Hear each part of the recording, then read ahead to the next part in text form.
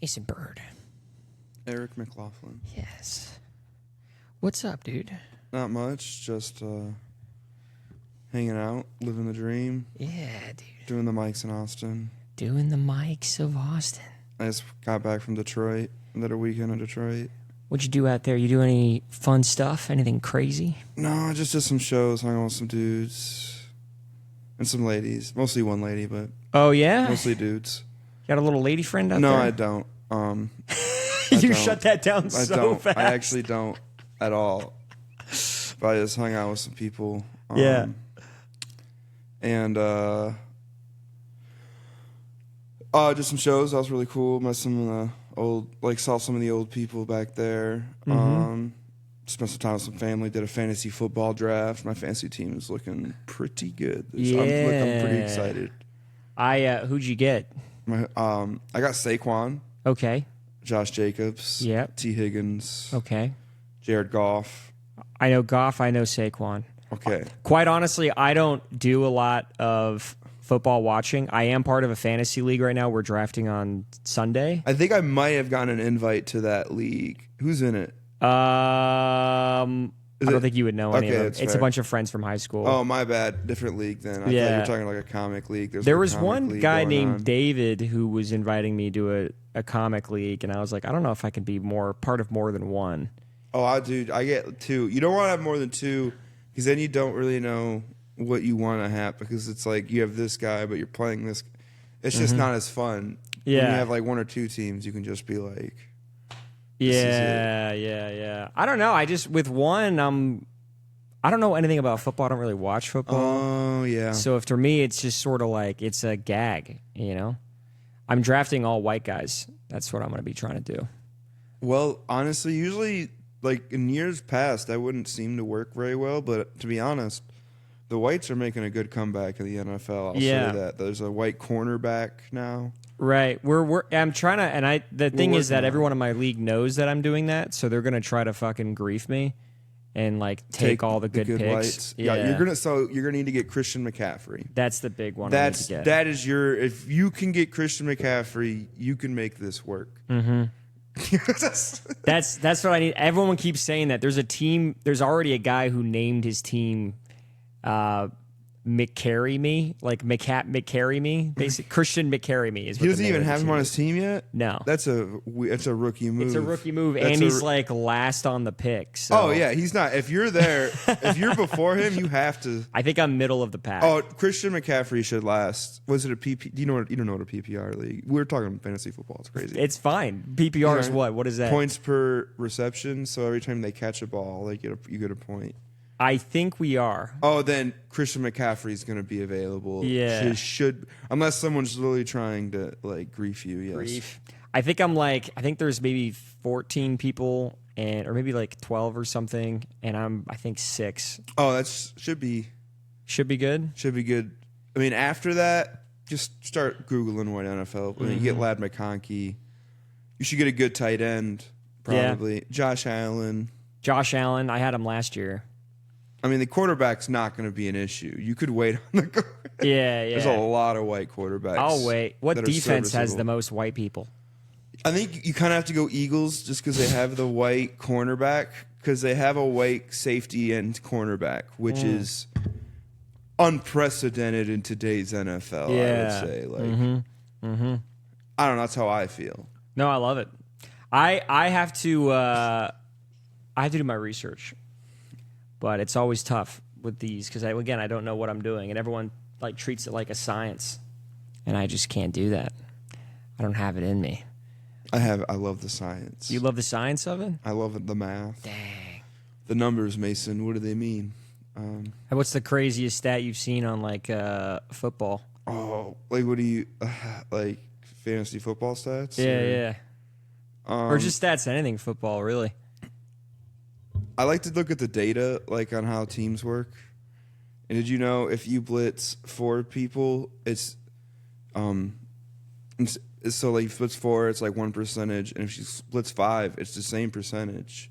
For people with 6, it's like 30% higher. I don't know why I said that. This isn't interesting. No, that's fine. This isn't interesting. I was thinking along the lines of what I've seen, which was like one football player apparently has a better tackle average against black guys than he does against white guys. And it's like, is that a white guy? It was a white guy, yeah. What does that mean? I don't know what that means, but I think what they're implying is like he's better at tackling black guys. And usually it would behoove one to think the opposite because black guys are usually more right. But then athletic. I guess one would say that his inner rage, like there's something that's what they're. I think that's what the stat is trying to say. Is that he doesn't like black people, so exactly. he's better at tackling. That's right. That's right. That's a fair That's assumption. a crazy assumption. No, I get it. Yeah. Okay, no, That's crazy. Yo.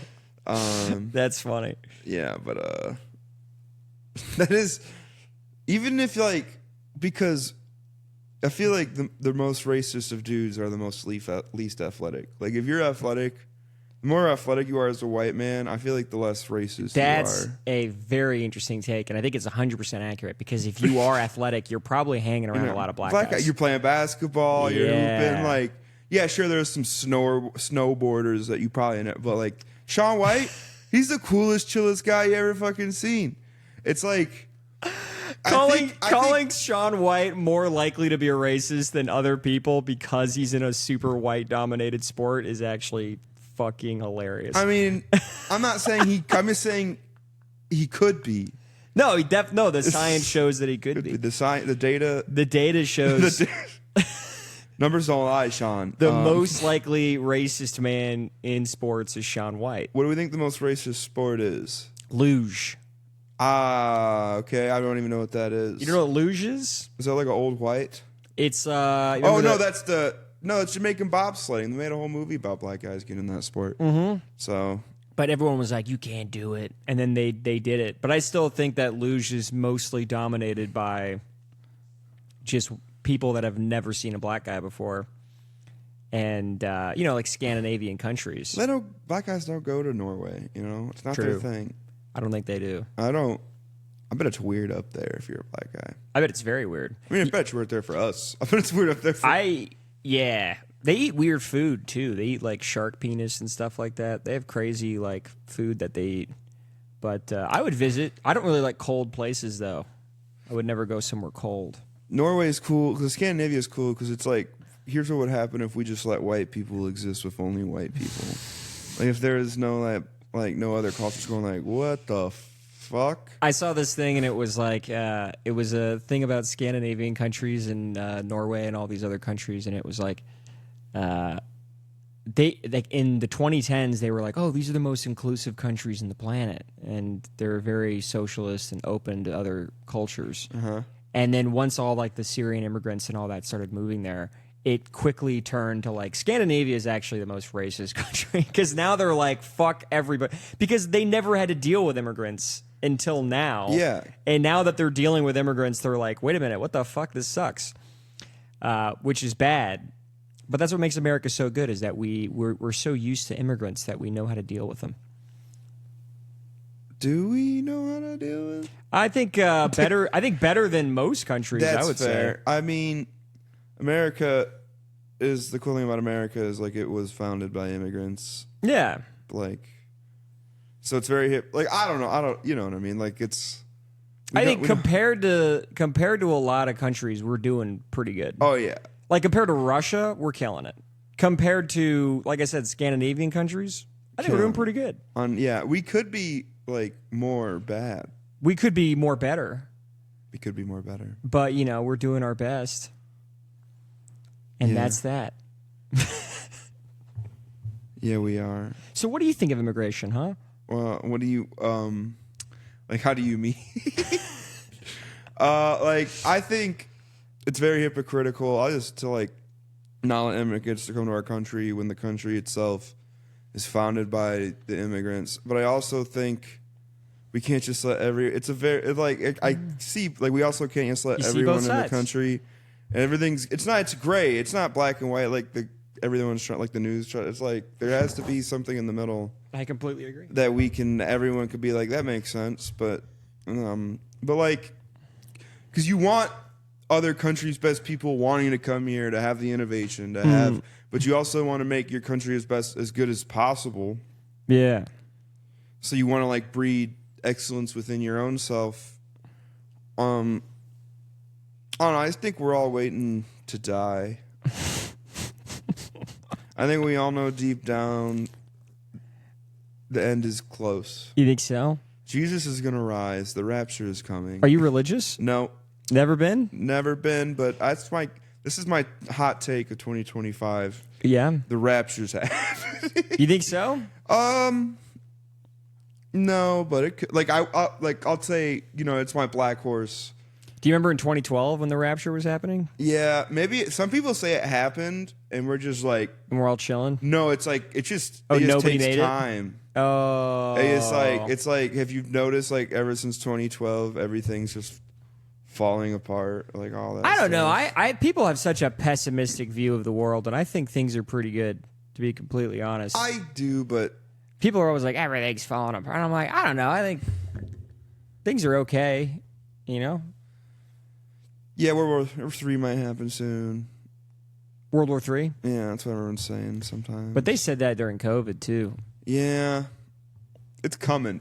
You can't just keep saying it. I think and it not something's happen. coming, dude. A big thing's gonna happen. Well, plus AI. Once AI happens, all this immigration stuff is all gonna go away the second the humans have another like sentient being to hate, and that'll be AI. You hear about the alien ship that's coming? Yeah, the one that's like might be hostile. Mm-hmm. Exactly. Like this just seems like a who's who of apocalyptic fates just twirling into one. But I also think that apocalyptic fates just make good sales for news stories, Yeah, that is true. I think them being like, it's going to come in and destroy us all, it's going to be here in November, it's just good headlines to get good views and click rate. Wouldn't it be funny if they just showed up and killed all the billionaires and left? That would be pretty crazy. They showed up, they took over the stream, and they're like, hey, guys. I feel like that wouldn't do anything, because all it would do is all the billionaires' kids would inherit $1 billion and nothing changes. Nah. Dude, imagine you're a billionaire son, right? Okay. You're on your yacht. Mm-hmm. You're on your dad's yacht. You're doing a lot of cocaine or whatever with a strip. I don't know what they do. I'm not a billionaire. No, it's okay. That's probably right. They're doing something that we don't understand. Understand. All right. You get a call. Your dad's like, oh, my God, there's aliens here. Like, you got to go to the bunker. All right. All the aliens go to the bunker where all the billionaires live, right? Okay. They just kill all the people who have $1 billion. Okay. And they go up to you like, we'll be back in 2 years. If it's the same kind of thing, you're next. What are you going to do? So every 2 years they're basically threatening to kill every billionaire. No, every 2 years they're threatening to be like, if the world isn't, like, they're like, you have the power to fix the world with all this resources and stuff you have, and you're just very greedy. And then if it's not fixed within the next 2 years, we're going to come back and do the same thing again. They give you 2 years. That's enough time. So I'm gonna take a devil's advocate stance here. Yeah.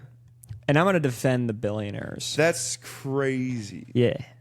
I'm gonna defend the billionaires because I think that billionaires have a value that people kind of write off sometimes. Yeah, they're super rich and that sucks. But to get to $1 billion, you have to be so inherently greedy and a bad person.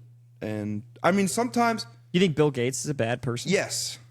Yeah. Yeah. Why? His business practices, like with the early Microsoft started, he like screwed over so many people to make his $1 billion. Like he stole from companies. He would like have people threaten to get murdered. Like billionaire. Like once you get to a certain echelon of money, the rules don't exist to you. And everything's monopolized in this country. Yeah. And that's a problem. There's no no one can open a small business anymore and be successful, really. I don't know. You can, but it's like Etsy shops on the internet. There's no human connection anymore, and that's the internet's fault. And I think we definitely need people who have all the money. Like, you should be rewarded if you come up with Amazon, sure. Yeah. But, like, once you have $1 billion, why do you need 50 billion? Right. That's the part that blows, like... That is a lot. The way I see it is, like, if you have that much money, it's really just clout so that you can do other things, like build another company or build another project or start another project, which makes sense to me. But at the same time, it's like, yeah, but you could just feed a bunch of people, and that would be nice. But at the same time, I don't know. I'm kind of torn on the whole billionaire hate thing because it's like, I mean, I kind of get it, but I'm also like, because, yeah, you dump all that money to feed some poor people for a little bit, and then what happens next? They get hungry again. And it's like, well, was that more valuable than creating a spark of technology that pushes us to the future, or is it just better to feed everybody? That's a crazy thing to say. I feel like billionaires have that. They're like, well, we're the ones expanding the technology. Exactly. Da, da, da. They're the ones. The reason they're expanding the technology is to have even more $1 billion. They're not doing it because they think it's like the dude who actually comes up with it and makes like like Elon Musk doesn't make electric. He doesn't come up with the idea of like how to make the Tesla work. It was like a group of 18 dudes. Right. Like he didn't come up with the tunnels. Like he's just a great team builder, I guess. He's a great businessman, which you need. You need that guy, though. You need that guy. You need that guy for sure. But like he's not this like Benjamin Frank, like even like the old Thomas Edison. He's not an inventor. He's not the dude. He's not the one who's passionate about the project, the thing, da da da. He's the dude who's passionate about the $1 billion. So he takes it and he's like, this could make $1 billion. Like, but you need that guy. But you need that guy. Yeah, but you need to keep an eye on that guy. You need to keep an eye on him because he gets crazy. And he's literally doing ketamine and hanging out with the president. That's not crazy. Yeah, it's a little crazy. That's not crazy. It's a little crazy. If I did ketamine, if you saw me hanging out with Donald Trump and doing ketamine, you'd be like, Mason has gone. You gotta chill. You gotta chill. You gotta chill. You'd be at the back of the creek, like you need to chill, dude. You're doing too much. You're doing too much. Yeah. Hanging out with the president again. I mean, yeah, that is crazy. I'd probably be like, man, Mason's off the rocker, man. If he's doing K. You changed, bro. You changed. Special K. Yeah, I mean, I don't know, like. But you need that guy. I think most billionaires are just inherently evil. But you need some evil. You don't think that you could fall down that slippery slope? I think I could make $15 million and be like, I'm good. You think so? I think I could definitely have greed enough to be like, I'm like, yeah, I want to be rich. It'd be awesome. I am greedy. I'm not saying I wouldn't do what they're doing. But I don't think I'd get to the point to where it's like, let's cripple every small business in America. Yeah. So we can have all the money. Let's ruin. Let's I think this is something I've been thinking about for a while. I think online commerce should be illegal. Really? I think you should have to go to a store to buy things. Why? Now we're talking. Okay, this is Get into this. I think I'm going to get shot in my Go walk for it. to my car Let's for this. hear this. This is an insane take I have. I think ever since we've been able to buy stuff on the internet, the world has just been in a straight nosedive. Yeah. Like the job, like so you bring back so many jobs to so many storefronts. Like people used to work at like the photo store. People used to work at the sewing store. Yeah. Like it's either like you work at Amazon or But was like, that better? You think that was better? Yes, because you could do the thing that you like if you loved sewing. Yeah. You could make a decent living just selling needles and da-da-da. Like you can't do that anymore. Like if you love tires, you can do tires kind of. Guitars. Look, like you would say it's way better to go buy a guitar. You want to play guitar before you buy it, right? Yeah. Like, have you ever bought a guitar online? No. Like Guitar Center is still a thing. It's a thing. And I think there's just some like. I see what you're saying. You're basically saying that passion is being removed from the equation. Yeah, and there's just turning nothing. into. Everyone's just doing it for $15 an hour. It's just. No one goes grocery shopping anymore. They all just pay like a teenager to. Like, you think teenager gives a fuck what kind of oranges you get, bro? You think that you're gonna check the watermelon like your grandpa? No. Where he knocks on, you're like, you don't even know what he's doing, but you come in the watermelon. It's perfect. I still go to the store. I think, yeah, like, and it's cheaper a little bit. and don't get me wrong, like Like I loved the Toys R Us catalog when I was a kid. But You're like, just saying it's the social interaction that you get out of the day. it's just people should be out more. Like everyone's just sitting at home on their phone and they're like, da, da, da, da. People aren't meeting people. Like, yeah, if you couldn't buy stuff on the internet, I think the internet should probably be illegal, but You think if you could live in the past, you would? no. Why? No. What about everything you No, just said? I know, but I know. So but then you would agree that now is a little bit better. it's not better, but I would never want to be anywhere that I'm not. It's more comfortable. It's just, this is all I know. But we This know the is- past. You know, like growing up we think in the we know. 70s, you go to like a little hometown store and you buy a little hometown thing, and then you go to this store and you buy that shit. You go to the grocery store, you know you're a butcher, you know you're a cheese guy. Yeah, that'd be awesome. Yeah, but then you go home and you have to read a book because there's no fucking internet. That's not fun. That would suck.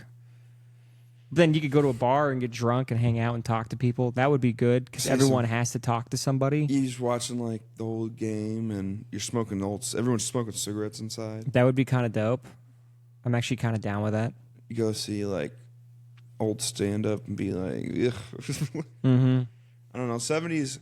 I could do like 90s. 90s was like 1995 to right up to like September 10th, 2001. Just put that on a loop. Is the perfect That reminds me of the amount Matrix. of technology. Remember in the Matrix, they were like this is the peak of your society, and we're putting it on a loop. You remember that? And it was 2000, like the year 2000 was like peak. I agree. You think so? If we could just The go internet back. wasn't crazy yet. It was just kind of a background thing. I think like if we could just have it like you know like send email maybe. I don't know. I just think that's what I think. Internet commerce should be illegal. I think it would fix every problem in the world. Internet commerce illegal. I don't know if I agree with that, man. I think I buy everything on Amazon. Exactly. I don't think anyone wants to own a sewing shop. Well, that's because Amazon's doing it already. Yeah. There's no need in the market for a sewing shop. I think if you're into sewing, you have to be a social sewer influencer. That's the only way it works now. I feel like it's insane to be like. What's that? I love sewing and just show everyone. I don't know. That's not what I'm saying. It's like that's like your best option as a sewing person. I think if you want to actually sew and make any sort of money, you got to sew and put it online on like YouTube or some shit. Yeah. You can't just have a sewing shop. Nobody gives a fuck. Well, they used to. They used to. And that's the problem. But I mean, I think, yeah. But you can still exercise your love of sewing. It's just you have to do it in a different way now. Yeah, I understand. Like, I just think, and plus, I think it would really help just like the general population. Just open small, like I think it would just decrease the wealth gap. Yeah. From the bottom to the middle, which I think both sides should agree on. Would you live in the future? You think it's going to get better? Oof. No, I think everything's fire. I close my eyes late at night and I just dream of the future and all I see is fire. Really? You think it's going to get worse? Maybe I'm going to die and go to hell, but maybe I'm going to die. You don't believe in hell? That's exactly why I'd go. Ah, that's a good point. That's exactly why. Yeah. That's why I'm there. Should That's have good. believed. That's what's that guy? You know, the fallacy. What's it called? It's like if you might as well believe in heaven because if there is a heaven, you might as well believe in it, and if there isn't, then it doesn't matter. That's how you know it ain't real when they're like, even if it ain't real, it don't even matter. It don't even matter. And you're like, you might as well what? do it because it might be real, and it's like, yeah, but then it might not be, and I did all that shit for nothing. It's like the inverse of that, but with going to hell. Yeah. If you went to hell, what would it be for? Gluttony, probably. Yeah.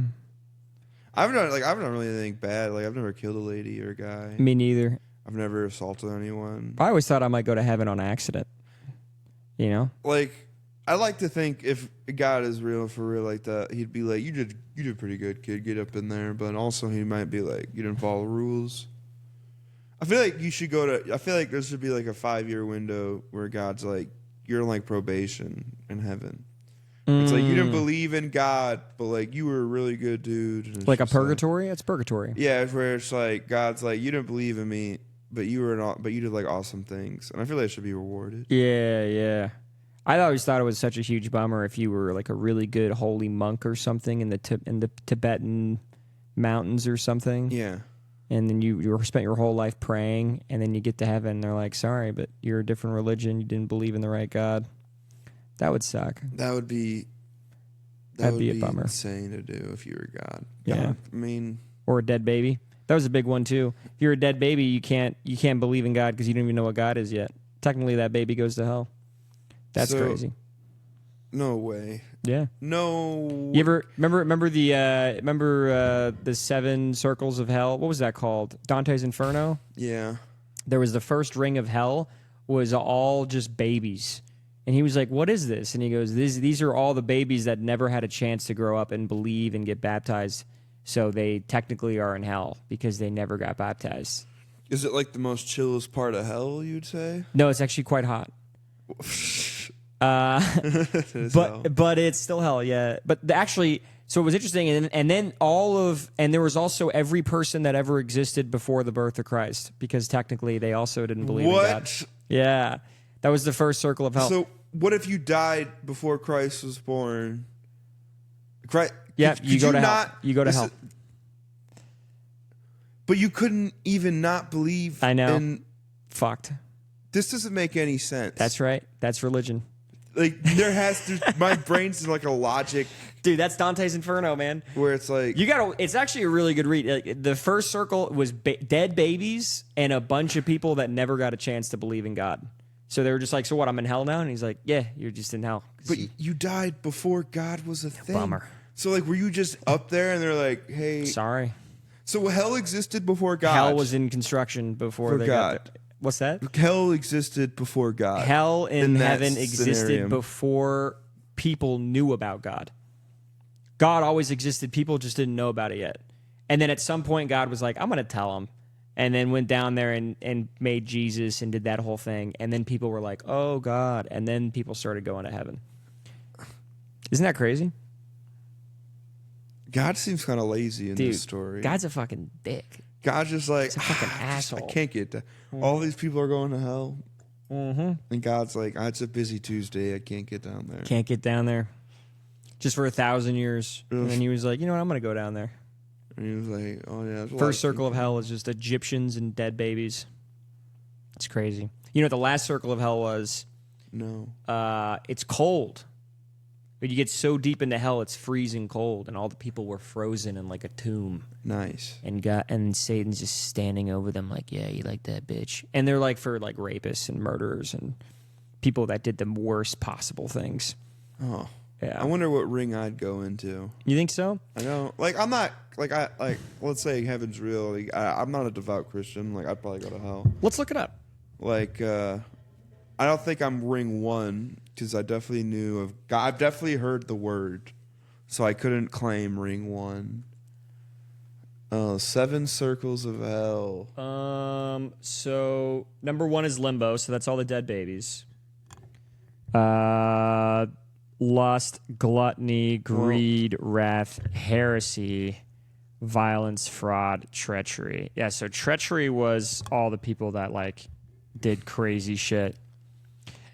The people at the very bottom, it was interesting. The people at the very bottom was Brutus, the guy that stabbed Julius Caesar.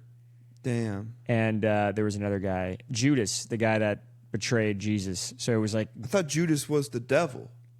No, Judas was the name of the guy that betrayed Jesus. And I thought that guy turned Romans. into the devil. I don't know, actually. Is that a thing? That's what I thought. I could be wrong. That could be right. I think you're thinking... Because he's like, one of you will betray me. And he's talking to Judas. Yeah, but so it's like those two guys are like the most fucked. They're just getting fucked in the ass by the devil the whole time. I think worst case scenario, I'm in the 4th circle of hell, I'd say. Greed, avarice, and prodigal? I don't know. It'll either be gluttony or greed. Those are my 2.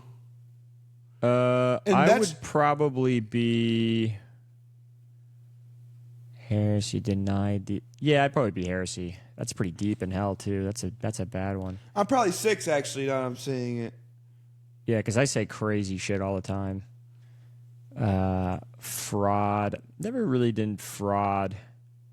Fraud being that deep in hell is crazy. I would feel like this one is not. Fraud's the 8th circle. So you're telling me it goes violence, Yeah, and then fraud. fraud is worse. But I do kind of get that. Like, just Nope. No, I disagree I full-heartedly. think like frauding someone is a pretty fucked up thing because you're gaining their trust and then you fuck them in the ass. That's pretty bad. Violence is just violence. It's just like you're just mean. You know, it's kind of like an animal. You're just a brute. But fraud includes like I'm gaining your trust and then I destroy you. There's a level of evil to that that's crazy. So you're telling me I go to the 7th. I go to a worse circle of hell for insurance fraud than I would if I beat the shit out of a guy. I would say so. And that goes against the billionaires. So all the billionaires that frauded people out of money, they're worse than just some homeless guy that beats the shit out of somebody. All homeless guys go to heaven. Everyone knows that. I wonder how you go to heaven then in this. Can we get a description of each ring? Can we see? Let's click on limbo. Limbo is the first circle. This might be a ChatGPT question. Let's do that. Yeah.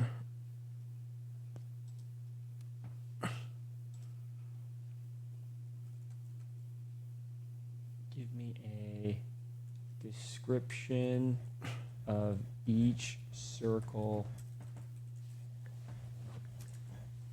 of hell from Dante's Inferno. Here we go. Limbo. So, limbo.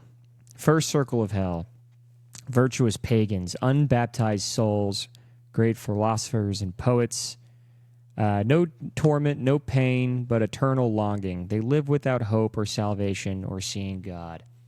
Basically, people that just never had a chance to believe in God. They're in hell. It seems like they're hanging out. They're hanging out. But this might just be Austin, Texas. It's the first ring of hell. This just might be Austin, Texas. It's just people all thinking they'll make it one day and they never do. And there's no hope. We never actually see Joe Rogan. Yeah, we just hear about him. That's so funny. That is actually true. Number 2 is lust. Who's here? The lustful, those overcome by sexual desire. Now punishment. I imagine this is the gay realm. Probably. Trans realm. Where are we? This is the LGBTQ plus realm. This is where all the gay guys go for sure. I bet it's a fun place. This is where, like, you ever meet a guy and he can't talk about anything other than pussy? Yeah. That's where he goes. Okay.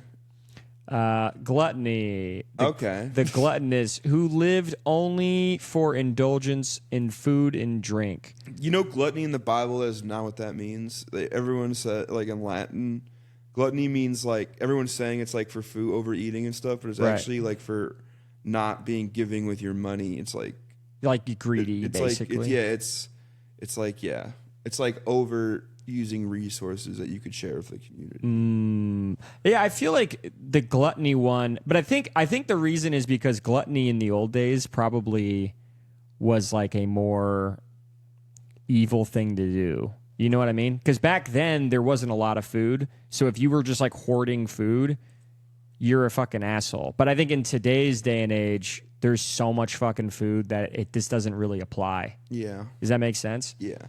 The punishment for gluttonous people were lie in foul, freezing slush under constant rain, tormented by a 3-headed dog, Cerberus. Okay. Greed, I think, is really this is where our generation shines. I think there's probably not a lot of people in the modern world that are falling into gluttony. It's mostly people falling into here, especially in countries like the United States. Who's here in the greed? The avaricious. Hoarders. And wasters, forced to roll heavy weights against each other, clashing endlessly. Bummer. The wrathful, the 5th circle. Angry and violent and sullen, those who stew in resentment. They are forced to fight each other on the river Styx. What's that? So you can't even be silently resentful? I think That's crazy. But you can tell when someone's silently resentful. It's the way they act and the way they move and the way they, the way they slide.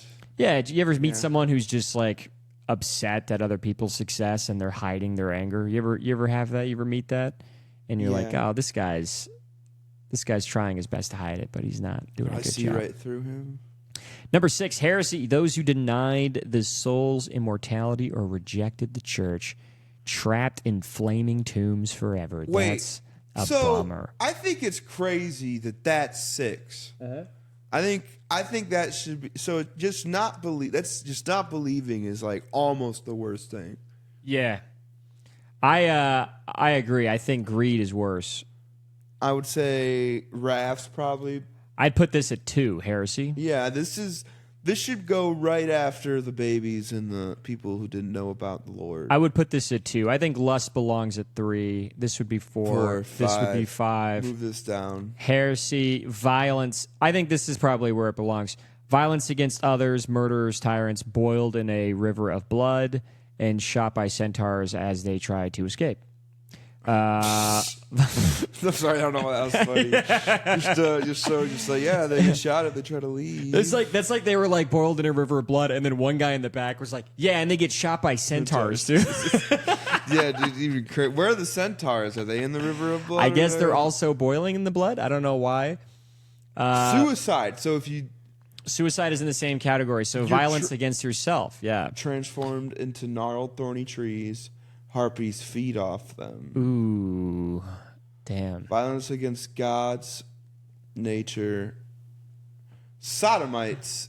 So this is where the gays go, I guess. I guess violence against nature. I feel like that's what this is saying. It's saying sodomites, yeah. And I'm not condemned to a desert of burning sand under a rain of fire.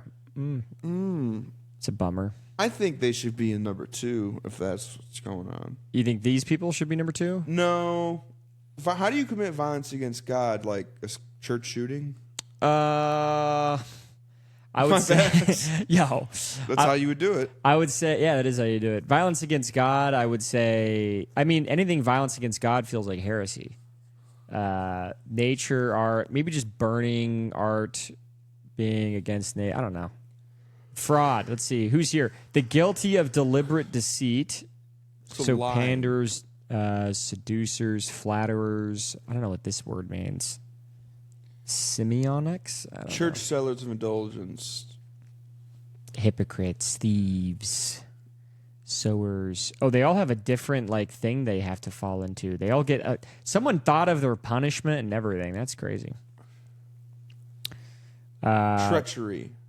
Treachery. The final one. Traitors, frozen in the icy lake. Yeah, there we go. Divided into 4 regions. Traitors to kin. Traitors to country. Traitors to guests. Traitors to benefactors. And at the center of everything is Satan, a giant 3-faced monster chewing eternally on Judas, Brutus, and Cassius. Ooh. Yeah, that's crazy. I like how they're like it goes Jesus and then Caesar. Those are the 2 most important guys that ever got betrayed. That's all that matters. Those are the only 2 dudes that ever got just because they were betrayed. the most famous. But yeah, dude, I don't know. I don't believe in it. Not a big fan. Could never. I think that'd be a good movie. Is going through the gates of hell. They should do a movie about the what's it called again? Dante's Inferno. Mm-hmm. I think a modern Dante's Inferno movie would actually be pretty cool. And you make it super modern and the sense of they're saying lit and shit. No cap, busting for real. Yeah, on God. On God, it's gonna happen to me for real if I'm lustful. It'd be really funny to get Satan to say this is probably the moment I'm gonna go to hell for, but it'd be really funny to get Satan to say on God. On God. Satan, am I here for real? For real. On God, dude. You here. Dude. You for real, dude. That's crazy. I could deal with hell. You ever seen that movie, Constantine? I've seen the comic books. I know what's up. Oh, nice. But you never saw the movie? No. Damn. John Constantine. He's like a Keanu priest Reeves? magician situation. That's what I would describe it as. Priest magician situation is perfect. John Constantine. That movie's so good. I love that movie. Yeah. I love a good like. You ever see Hellboy? Oh yeah. Like I love those kind of ilks of movies where Yeah. it's like, How would you like fantasy superhero kind of? Like a weird fantasy superhero mix kind of. superhero. Sci-fi maybe? superhero is better. I like that. But then you get the religion in there. It's like realistic. It's like, yeah, they have superpowers, but I like Superman where they can like make the earth stop spinning. He's just like kind of strong. Yeah, he's just like. That was actually one of the questions I had, which was, what is the worst superpower you can think of that would still be classified as a superpower? I'm trying to be creative here. Perfect tune. Is that a good one? I would say that's not quite a superpower. That's Okay. still not quite, because perfect pitch does exist. I know. That's what I'm saying. That is a thing. So, I mean, something that people definitely don't have, but it's also like, but is that really even good? Dudes who don't sweat. Dudes who can't sweat. That's a big one. Just the ability to not sweat. That is kind of a fucking superpower. But it would make you die. It would make you die. You have to have the ability to not sweat, but still regulate your temperature to the point where you're okay. Yeah. Yeah. Dogs don't sweat. They sweat through their tongue. That's true. So they do kind of sweat. I guess. Mm-hmm. They pant. You want to do another one? Let's do another one. Another question of the day. If everyone on Earth became a copy of you, what would change? Taco Bell stock would go through the roof. Everyone would be weed would be legal immediately if everyone was me. Yeah. There wouldn't be a lot of fucking going on because I don't like the way I look. So there's no way I'm gonna fuck me. There's just no way. Let's say there are female versions of you. I'm hard pass. Every time a lady finds interest in me, I'm like, dude, I don't know. I could never understand a woman brain. Yeah. I don't know. Women like me sometimes, but for the most part, they don't. But yeah. So I guess the world it'd be a lot more chill. I would say not a lot of things would get done. People wouldn't be fighting anybody. Probably. No wars. What if they just stayed the same? Just like. What if there was a war to break out with a world of only yous? What would even that war be about? Who has the control over the creamy jalapeno sauce at Taco Bell? No. It'd probably be like the same. Like, well, we want resources, and probably just turn into the same exact situation. And eventually, I would learn to love the lady version of me, I guess. Like the Russian versions of you would still be doing Russian version of you shit the way that they are doing now. I mean, I don't know if they'd be invading Ukraine, but they might be. Yeah. You could convince me to invade Ukraine, I think. You think so? I think you could get me to do it. Ukraine has Taco Bell sauce? No, not like that. You'd be like they have the Crimea Peninsula. Yeah. That's a big, like all the oils there. That's really what they want. See, you're already falling into regular geopolitics. Like we need that oil. Yeah. Mason, we need the oil. Yeah, Mason, we totally need the oil. So eventually all the Masons would be like, look, we're all the same, whatever, like something crazy We'd happened. have to figure out a way to At the end of the day, we need oil. Yeah. We have to figure out a way to establish a hierarchy of Masons. Yeah. We have to feel like what are the defining traits that Who make are the most one valuable Mason Masons? better than another Mason? Probably American Masons would be clearly the best Masons. Is that what you think? Well, I think the American Masons would think that, and then the Russian Masons would think that they're the best, and there'd be Chinese Masons who also think they're the best. I'm a Chinese. I just burped your mic. I'm sorry. That's a Chinese You're fine. Mason. Chinese Mason, but you speak English because it's just a clone of you, so you all speak English. It's just me in China. It's just you in China. Those guys would have a rough time. I'm not a big Chinese food guy. Well, because it's all you, I'm assuming all of them would start changing the food in China. Yeah, that would be crazy. They'd be like, well, we're living in China. We can't move. We have to find a way to make China make food that Mason likes. Well, Mason knows how to make food that Mason likes, and Right. everyone's Mason. It's a lot.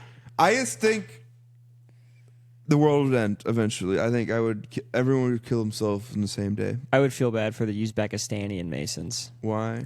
Because now you're in just Uzbekistan.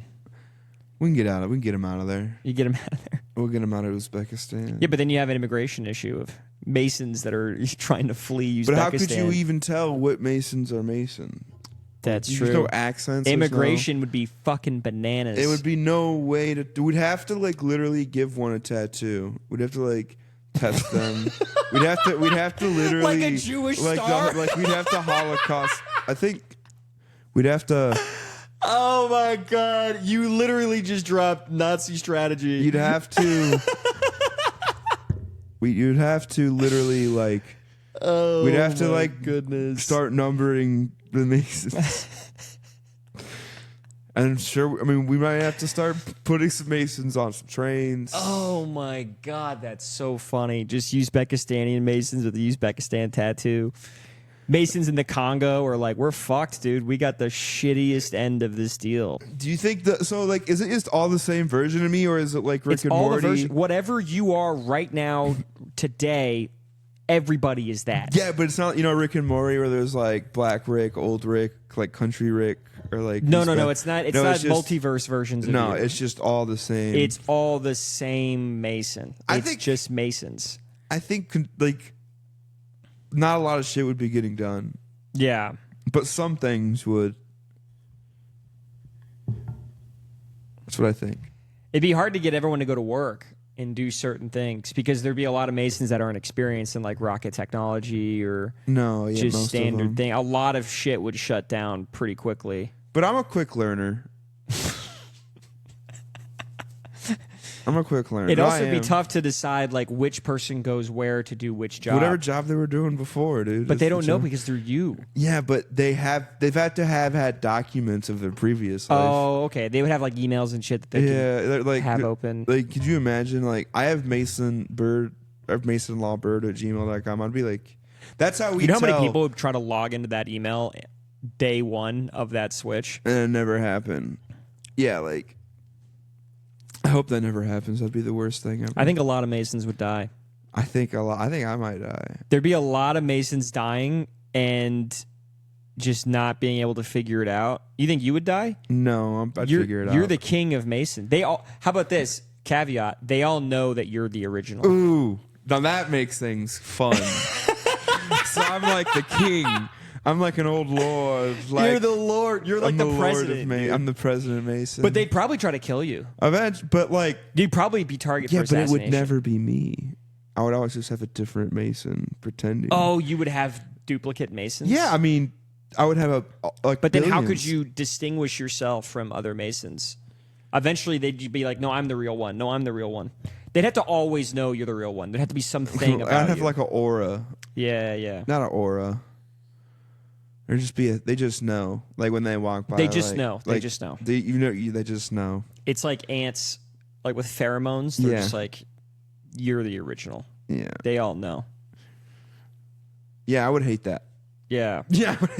I would, if it was me in your situation, obviously, I would probably, if I was the leader, start quickly being like, okay, we need an army, we need a government. We're gonna put a lot of people to work. I would start getting people in check fast. Yeah, no, because people would start killing each other quick. There'd be Erics killing Erics out there like crazy. Yeah, Mason's not really a killer. I think like that. No, I don't think I'd be killing. You don't think a starving Mason would be like, all right, time to fuck some other Masons up? We got 4 months to starve before anything really happens. Like no one's starving to death for the next year when you think about it. You think? Do you think you? Well, hold on. I could probably not eat for a year and be fine. Stop it. You don't think a skinny person and a fat person starve at the same rate? They don't. Are you serious? No, yeah. If you didn't eat for 2 months, you think you'd be fine? I mean, I might have some medical problems like low blood sugar, but yeah, I would not be on the brink of death at all. Google it. People do it all the time. I'm going to Google this. People have not eaten for a year and lost like a shit ton of weight. There's no way. Yeah, I could. If we were on a stranded island, I would last much longer than you if we had fresh water.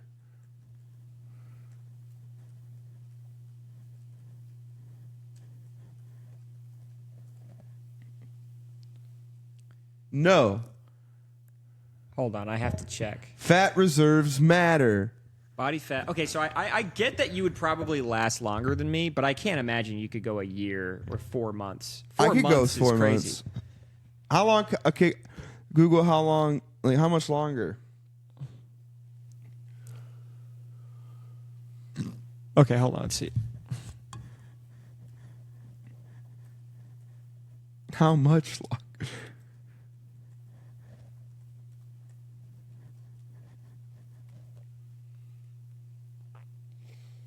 One pound of fat is equal to 3,500 calories. On average, daily starvation is 12 to 1,800 calories a day. So to survive, a lean person, 150 pounds, 10% body fat, would last about 35 days. An obese person, 300 pounds. I'm lasting 280 days. Oh. In reality, complications, vitamin mineral deficiencies, infections, organ distress set in much earlier, but survival could stretch past 2 to 3 months, sometimes over 6 months. Oh my God. Yeah, dude. I could just not that's eat. Fucking So crazy. we would have that going for us. That's so fucking crazy. I've already eaten all the. Honestly, I've already eaten the next 6 months' food. Just because of that, I think that your chance of survival in that scenario is way better than mine. Because I weigh like 140. We gotta fucking eat and get the food together going fast. No, we have some time. We have 280 days. Yeah, we you have 200. You have days to figure it the fuck out. Yeah. We would be like right away, like, okay, we need to create gut. Like we would be going tyranny instantly. Well, I might still like. There's a lot of options. But Yeah. I'd like to think I'd be a fair king, but you definitely have to. You definitely have to have some kind of fear. I think I'd be fair, but I mean, we have 30 days to get shit going and figure things out. You have to get an army going fast and start pointing guns at people and be like, you have to go here, you have to work here, because people are going to die. You know what I mean? But I don't know. Maybe that makes me kind of crazy, but I just feel like you'd have to take control of the situation or else everyone's just dead. Most people just figure it out. Yeah. I think you lack belief in people. I think you lack belief in people. You think I lack Belief in yourself and people? Yeah, maybe. Because I think a lot of people out there would just try to steal and rob and take, and that wouldn't last. A lot of Erics out there, rather, that wouldn't last that long. We would need some sort of power structure to get people online. Yeah. But that was fun. I like that scenario. Yeah. You have to start a small business with a non-business historical figure. Who do you choose? Ooh. I would start a restaurant with who would be a good restaurant person? Winston Churchill? No. Yeah. Maybe not him. I just said a name. Ooh. Let's go. Let's start a pizza restaurant with Julius Caesar. Okay. You think he'd be good at that? He'd be on Caesar salads, dude. It'd be tough. He wouldn't speak English. I mean, most good pizza chefs don't speak English. Assuming that's true. They usually speak speak Spanish. They do speak Mexican. Mexican's crazy. Assuming Julius Caesar spoke English, I don't think that would be a bad gig. But I feel like he would be distracted at work. He'd always be watching over his back. Yeah. No. I think it'd be good to have like Julius name it like Julius Pizza. I feel like he would always be trying to like expand and make franchises. And then you're the kind of guy that's like, no, I just want like a good mom and pop, like well quality restaurant. Ooh. And he tried to really make it like a blow up fucking enterprise. We'll get, dude. Honestly, Genghis Khan would be a good business partner. Really, you think so? Yeah, I think he'd be too brutal and mean. Dude, he would get it done though. He'd be like Warren Buffett, where he's like, yeah, he's a horrible guy, but the dude makes money. Dude, going into business with Genghis Khan, it would be like going into business with Tony Soprano, where he's just like breaking kneecaps. It's like, yeah, he's getting it done, but he's kind of gruesome and brutal and he just does crazy shit all the time, and you're like, damn. And that's how you make $1 billion. I guess if you're That's how you do. That's how you. Is that do how it. you would run a pizza restaurant? You'd make it a chain, or would you just make it a single pizza restaurant? I would make it a chain. I'd be going right after Papa John's. It'd be me and Papa John would be going to war. Not Little Caesars. No. Oh, they already have one. That's pretty good. Big Caesars. Big Caesars. That's a funny restaurant name. Yeah. Big Caesars. Yeah. They might. I don't know if they had that. You're from the Austin area, right? Yeah. So like in Detroit, they have these things called Caesar Palaces. It's not like a casino. It would be like a Chuck E. Cheese, but like Little Caesars was like right by Little Caesars, and it was way much better than Chuck E. Cheese. It had like giant jungle gyms, like all arcade games. Dude, I fucking love a Chuck E. Cheese pizza. Dude, it was like, so you just get a hot and ready there instead. Like they would have Little Caesars pizza, but it was Chuck E. Cheese. Detroit pizza. What's the style of that pizza again? So my typical is going to be the Jets like deep dish corner crust, where it's not like Chicago deep dish. It's gonna have cornmeal on the bottom instead of flour. So every Detroit pizza is spread with cornmeal, not flour. It should be in a black oiled pan. Is that how you would run your pizza place? You like Detroit style still better than everything? Yeah, and I would also pride myself on having ranch, like the best ranch in town. I would have like a ranch, like our everyday ranch, and then I'd have like a ranch of the day where I like mix it up, and then and probably like another like a spicy something other than the regular ranch and the ranch of the day. That way we can, if someone's like, we want spicy or whatever. That is good. I like that. Ranch of the day is fantastic. And you think you could do all of that with Julius Caesar, or did you lock in Genghis Khan? I'm gonna lock in Genghis Khan because Genghis Khan is a crazy choice. Yeah, dude, that's a wild choice. But I need someone who's. Cause I'm thinking about my strengths, right? Like I'm more like a Julius Caesar, to where like I'm a guy who can get things done, but I'm not good at like the cutthroatness of business you need. I'm not very confrontational. But he's not even. He's literally cutthroat. That's the thing. That's exactly. He's not. I'm on his team. I would be like maybe Napoleon. I think that'd be a good business partner. You don't want to work with the French. Everyone knows that. Oh, that's funny. You don't want to work with the French. Why'd you say Winston Churchill off the rip? What was that? I like his vibe. Yeah. He'd have cigars inside all the time. Yeah, but his shit was good old fast, where it's like, dude, we need to figure out how to solve this problem. You're just talking shit, and he'd be like, "That's good." Okay, Genghis Khan, locking in. Because I think I need someone who's willing to get the dirty work done, and I know Genghis Khan will do that. Will do that, no questions asked. Okay, all right. Let's hop to the next one. You donate sperm, and in 20 years, your son tracks you down and says he wants to get to know you. How do you deal with that? I mean, it depends on the son. I'm joking. Gay son, NFL son? What are we talking about is... He's just a regular dude. He approaches you with a button-down shirt. He's wearing slacks. Nice pair of shoes. Leather. Moccasins, kind of. Does he look like me? Does he have red hair? He has red hair. That's okay. He does look like you. He looks like you, but I imagine him being thinner. He's very thin. Very thin. He's very thin. I imagine how I imagine. And he's too. a little shy, and he's kind of a timid guy, not overly confident or impressive. Yeah. But you can tell that that looks like me. Yeah. Do you go to coffee with him? Do you hang out with him? What do you do? I go to coffee with him.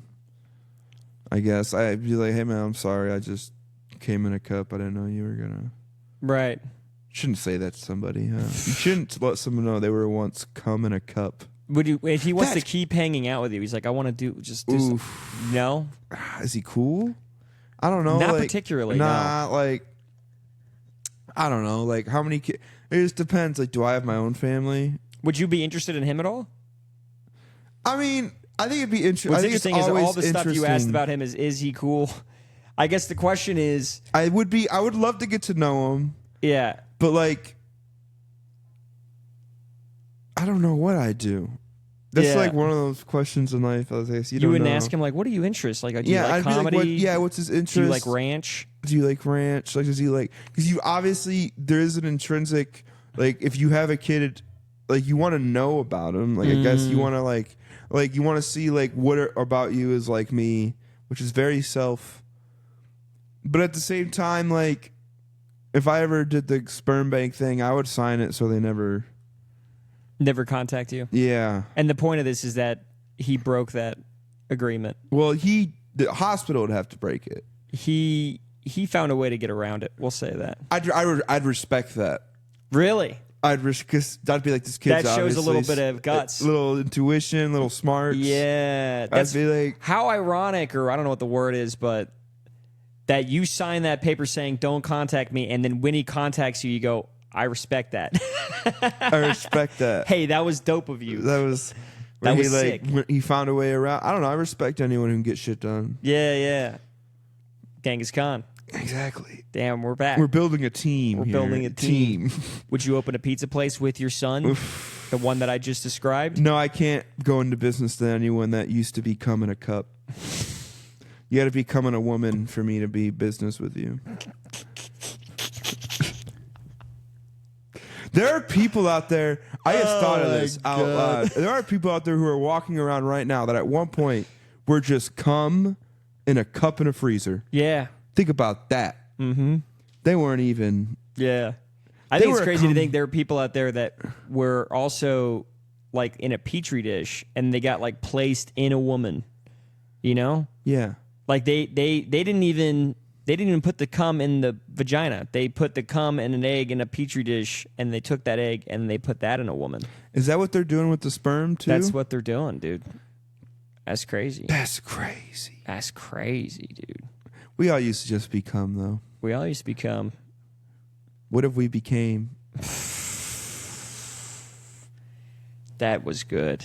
I like that. Okay, here's the next question. You ready? Yes. You have an army of 8 million chimpanzees, and your goal is to take over the world. What country do you start with, and how far do you think you can get? 8 million. I'm trying to take over the world. Yeah. I'm starting Madagascar.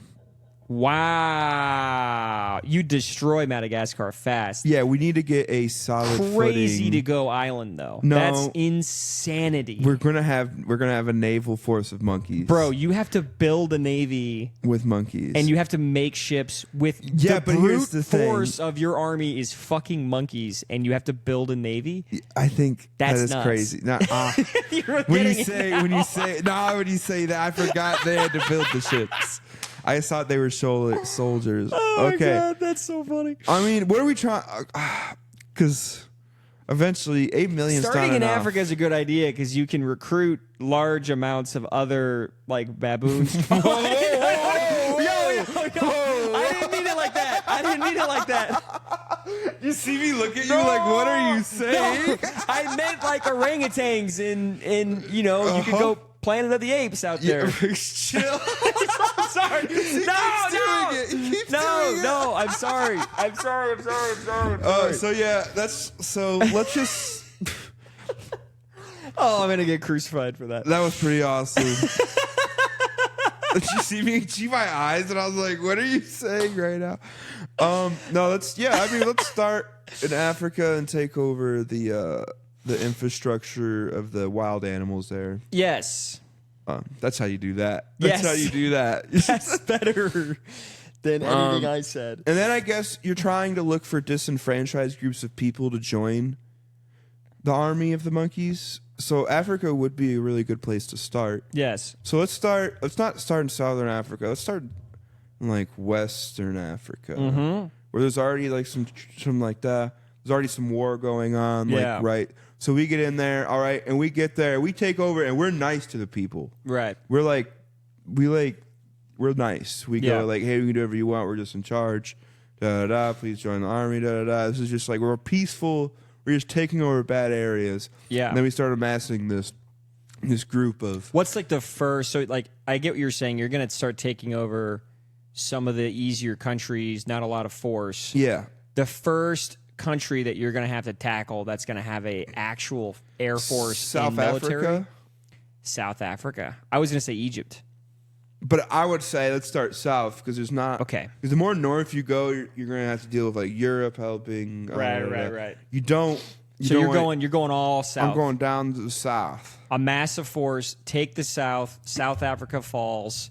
So now you have South Africa. You have Ghana, like Libya, I think. Nigeria. You have Somalia. You have all of that. So now you got to look at Morocco, Egypt. That's what you think. That's what they think. Yeah. So, all right. So we're actually just gonna go more east once we get south. Oh, you're gonna psych them out. Yeah, but then now you're talking ships again. Nah. But at this point, I've already amassed like so many actual people into my that you think you taking over. You can make the ships because we're making a better place. We're not like we're not just like controlling. We're like bringing infrastructure. Sure. We're like we're bringing like like rights to these people, right? And to these. Nope. Almost got me. Almost got me.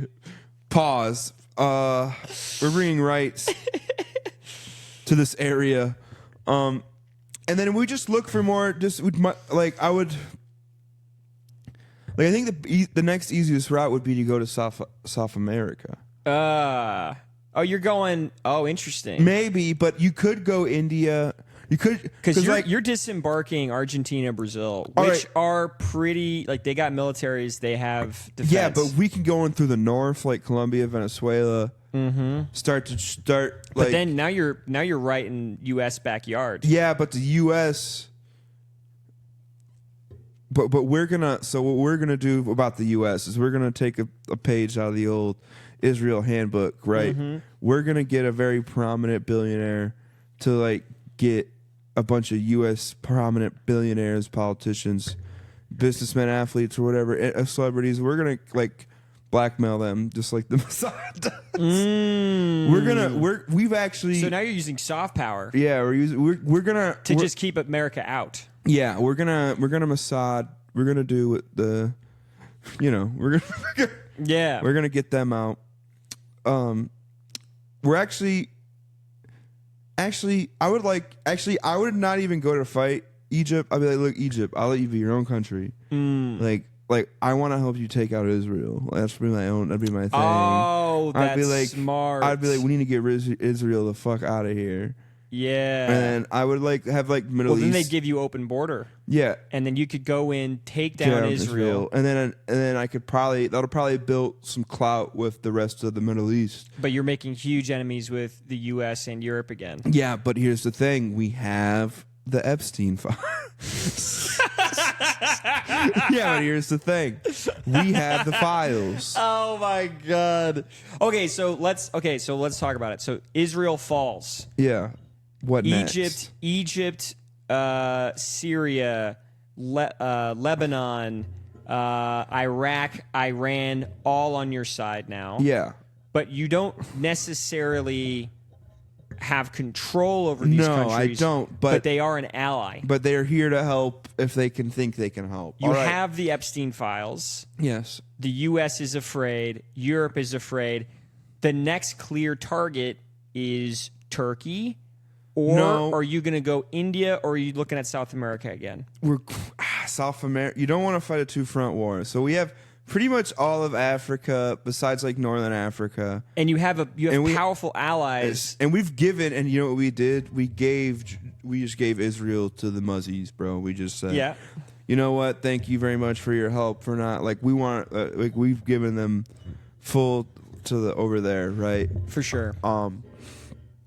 So next, I would try to go like where are the most like maybe try to like go like Indonesia. Like get fully surrounded in there, and then that's when we go to Taiwan, and then we try to bait China into a war, right? At this point, so you're kind of bringing all the Muslim countries together. You're placating to Islam. Yes, we're jihading with monkeys. You're jihading. You're bringing them all together. Yes. Right. You're going to have issue with technology. Sunni Shiite. Right. No, because they hate the monkeys more than they hate like the other. Because the monkeys are still involved. We have 8 million monkeys in our army. Still a solid force. So like all the racism that would usually go against each other is just going straight. Shockingly, to this the is monkeys. just turning into how you would take over the world. Yes. Because now the monkeys are not even the brute of your force. Well, yeah. anymore. That's my starting pad. You have to always think about how I'm going to get to the next thing. Yeah. And I think that it all plays out by the end of it. I guess I released the Epstein files just so America can just be in the middle of turmoil and like all that stuff. And then that's when I try to just slowly take over America through like not even war, just get everybody else against America. Yeah, and then here's the big question: China. How do you deal with China? You can't beat China with monkeys. Everyone knows that. You can't beat China with monkeys. At this point, you have all of Southern Africa. The Arab countries are on your side. Yes. They don't like the Chinese, but they are willing to go to war with them for what you did with Israel. Yeah. And America will stay off your back. So the question is, how do you invade China with a force of about... And also India. You haven't even taken care of India yet. Oh, we don't want India. We're all set. India, you can just keep doing whatever the fuck you're doing. Oh, my God. Well, then you have only one way of getting into China, which is through Indonesia, Vietnam. No, which is through Mongolia. Ah. We call my boy Genghis Khan from the pizza shop. You're taking all the stands. So I already have Genghis Khan. He's been lurking at my pizza shop this whole time, just waiting in the shadows. Dude, that's just like waiting to take over China like he's meant to do. Mm-hmm. And this is when I unleash the Hun, dude. This is when the Hun comes out. Yeah, and Kias takes over China in 2 weeks. It's that easy. Horses.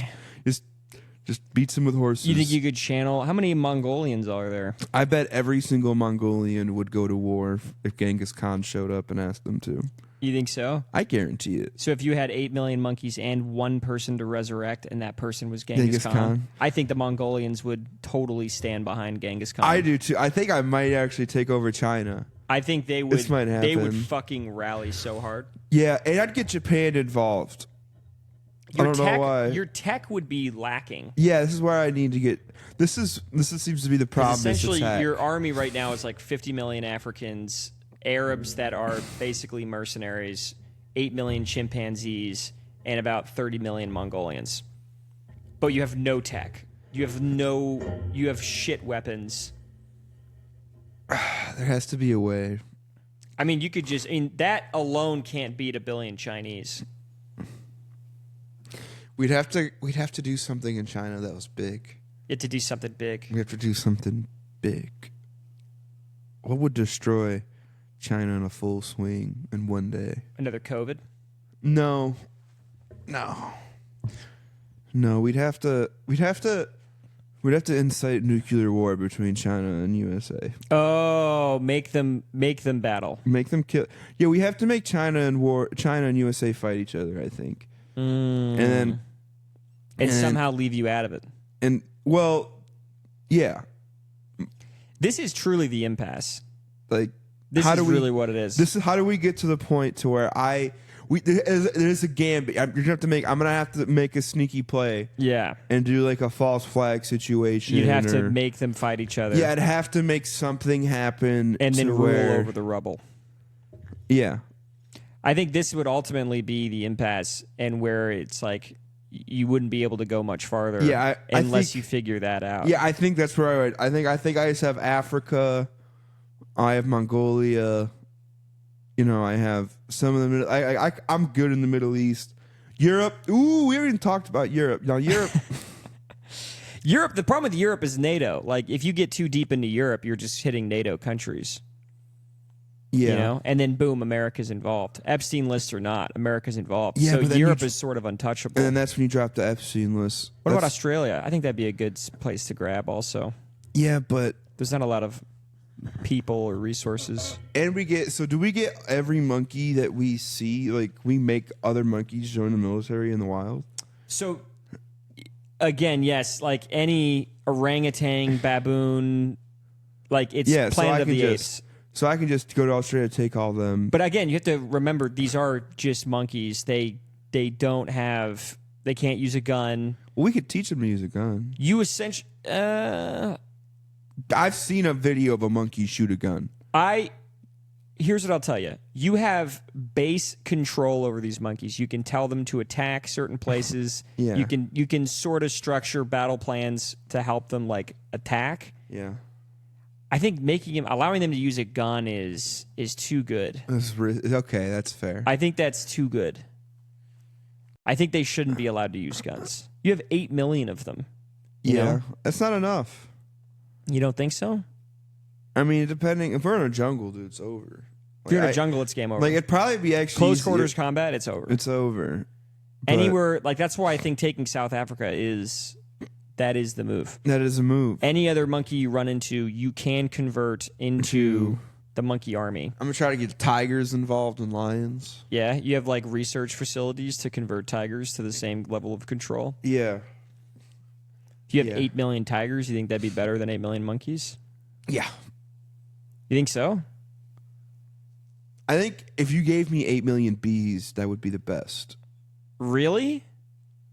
If you gave me 8 million bees, or like, is that a lot of bees? I don't know how much 8 million bees is. 8 million bees is about 8 million. Yeah, but like, I get like could 8 million bees fit in this living room? I feel like they could.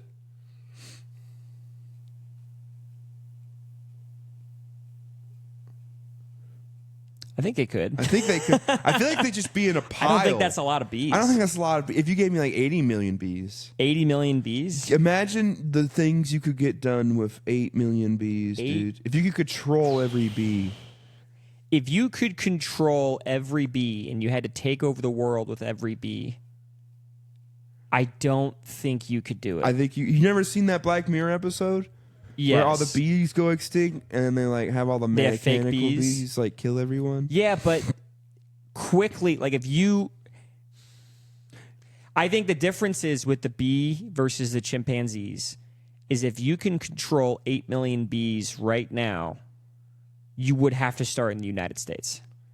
And you would have to start Washington, D.C., and you'd have to hold everybody hostage with your bees instantly. Yeah. Take control of the most powerful government and then conquer from there. Yeah. You know what I mean? And I think it'd be easier to do that with bees than with monkeys. Yes. If you had 8 million monkeys and you started in Washington, D.C., they're all going to die. Those monkeys would get fucked. It would be a monkey massacre. Dude, there would be military from all over the country would swarm D.C., take out the monkeys, and you'd be done. Dude, that would be the coolest thing to happen. That'd be a great thing to see. Just like 8 million monkeys landing on Washington D.C. Yeah. And it's like it's just in helicopters and they're jumping out. It's like Vietnam. I ain't no fortunate one. Exactly. It ain't me. That'd be good. I don't think you could do it. I think you would hold Congress and the White House hostage for a while, but then eventually you'd get taken out. There'd be too many black ops and like hillbilly guys in the United States that would swarm DC with guns and I'd have like Capitol. walking around like I wouldn't even think I would pretend like I'm just a big pile of bees. Like I'd walk around and be like the bees are speaking, like, but really I'm just being protected by a wall of bees. I think the bees, you have a better chance.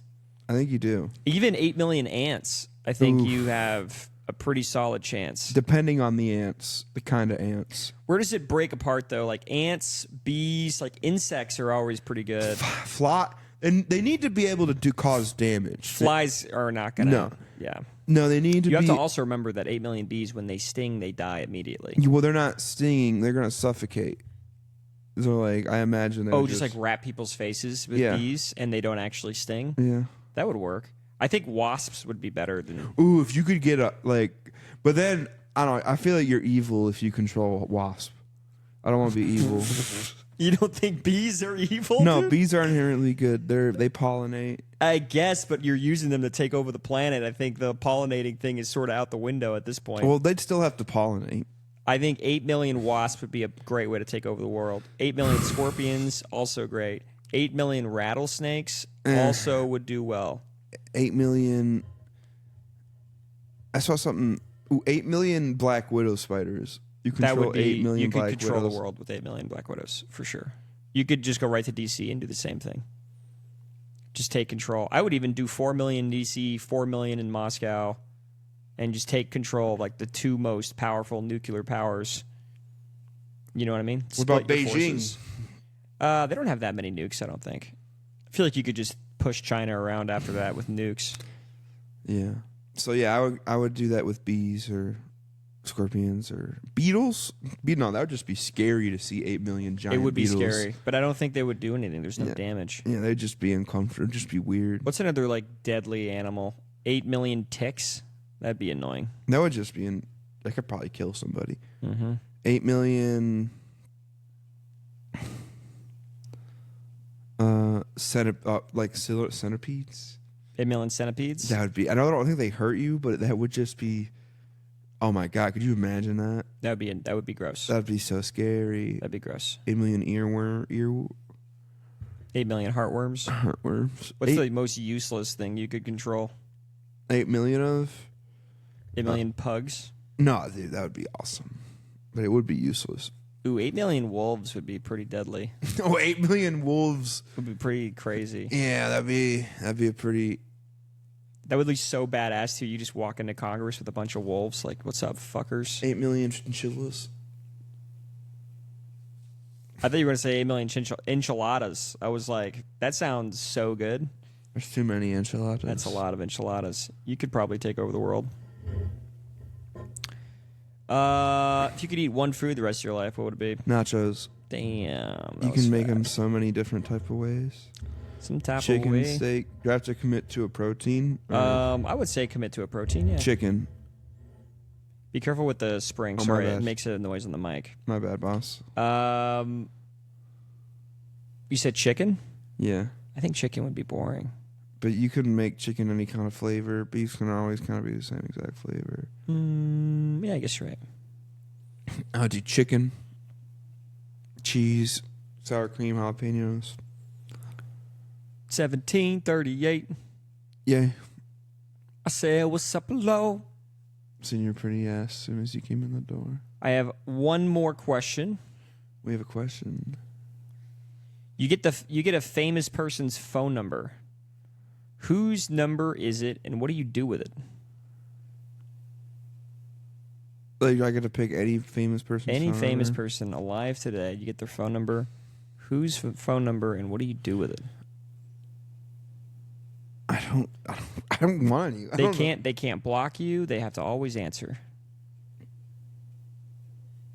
Adam Egan. I'm joking. Shout out. Shout out.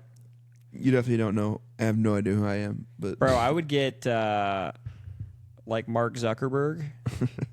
And then every week I'd call him and be like, dude, can I just have like 80 grand? that would be so much fun. You know, just can I please just send me $1 million right now? Could you please? imagine like Jeff Bezos doing some billionaire shit and his phone's ring and he goes, fuck, I have to answer this. God. And it's you on And the it's other me, side. And he has to talk to me for 5 minutes every time. Yeah, I'm picking Jeff Bezos, dude. Jeff Bezos? I'm That'd be torturing Jeff Bezos. good. Just torture him every day. Like, dude, please just send me. And I won't even call you tomorrow if you send me like 10 grand. yeah, dude, he would do that for sure. That's just a business decision. Yeah, he'd be like, he's getting 5 minutes back. Yeah, he'd be like, I could extort so much money. It would be fun to call Kanye every day and just see what he's up to. It would, or like Ron White would be a good one. I feel like Ron White? Yeah, Just what would he be up to? It's doing Ron White shit. What is Ron White shit? Drinking, I imagine. Yeah, he's probably just drunk on a Thursday. You ever call your friend like 4:00 on a Wednesday and he's like hammered and you're like, dude, are you everything okay? Your unemployed friend on any given day. Yeah. Yeah. That's they're having more fun than I am. Doesn't it suck that unemployed people have fun? Yeah, a little It should bit. be illegal for them to have fun. I don't know. I think it's a happy thing to see. Nah, dude. People should suffer. Are you employed right now? No, I'm unemployed right now. I just got fired from Jersey Mike's. Oh no. What'd you do? I said I got on this like little show. I don't know if you ever heard of it called Kill Tony. Yeah. Yeah, and I made comments about black women that I didn't approve of. Oh, they fired you? Yeah. Wow. What was the comment? Black women's pussies are warmer than other pussies. Oh, that's nice. That's what I said. That's like a nice thing to say. Yeah, and I got fired for that. They fired you for that? I think they were just looking for a reason to fire me. That's so lame. Happens. What are You got do? on twice recently. That's good. We are at an hour and 30. How much longer you want to go? I'm good. I'm sorry. I just got a text. I was making sure. Oh, I thought you were looking around. No. I'm an hour and 30. How long does this usually go? I usually just whatever. Okay. I don't know. How do you think I've done so far? Have I been good? This has been fun. Good. The questions were really fun. I'm out of them now. So we have to just like chat now. What was the question? That was the last question? Phone number.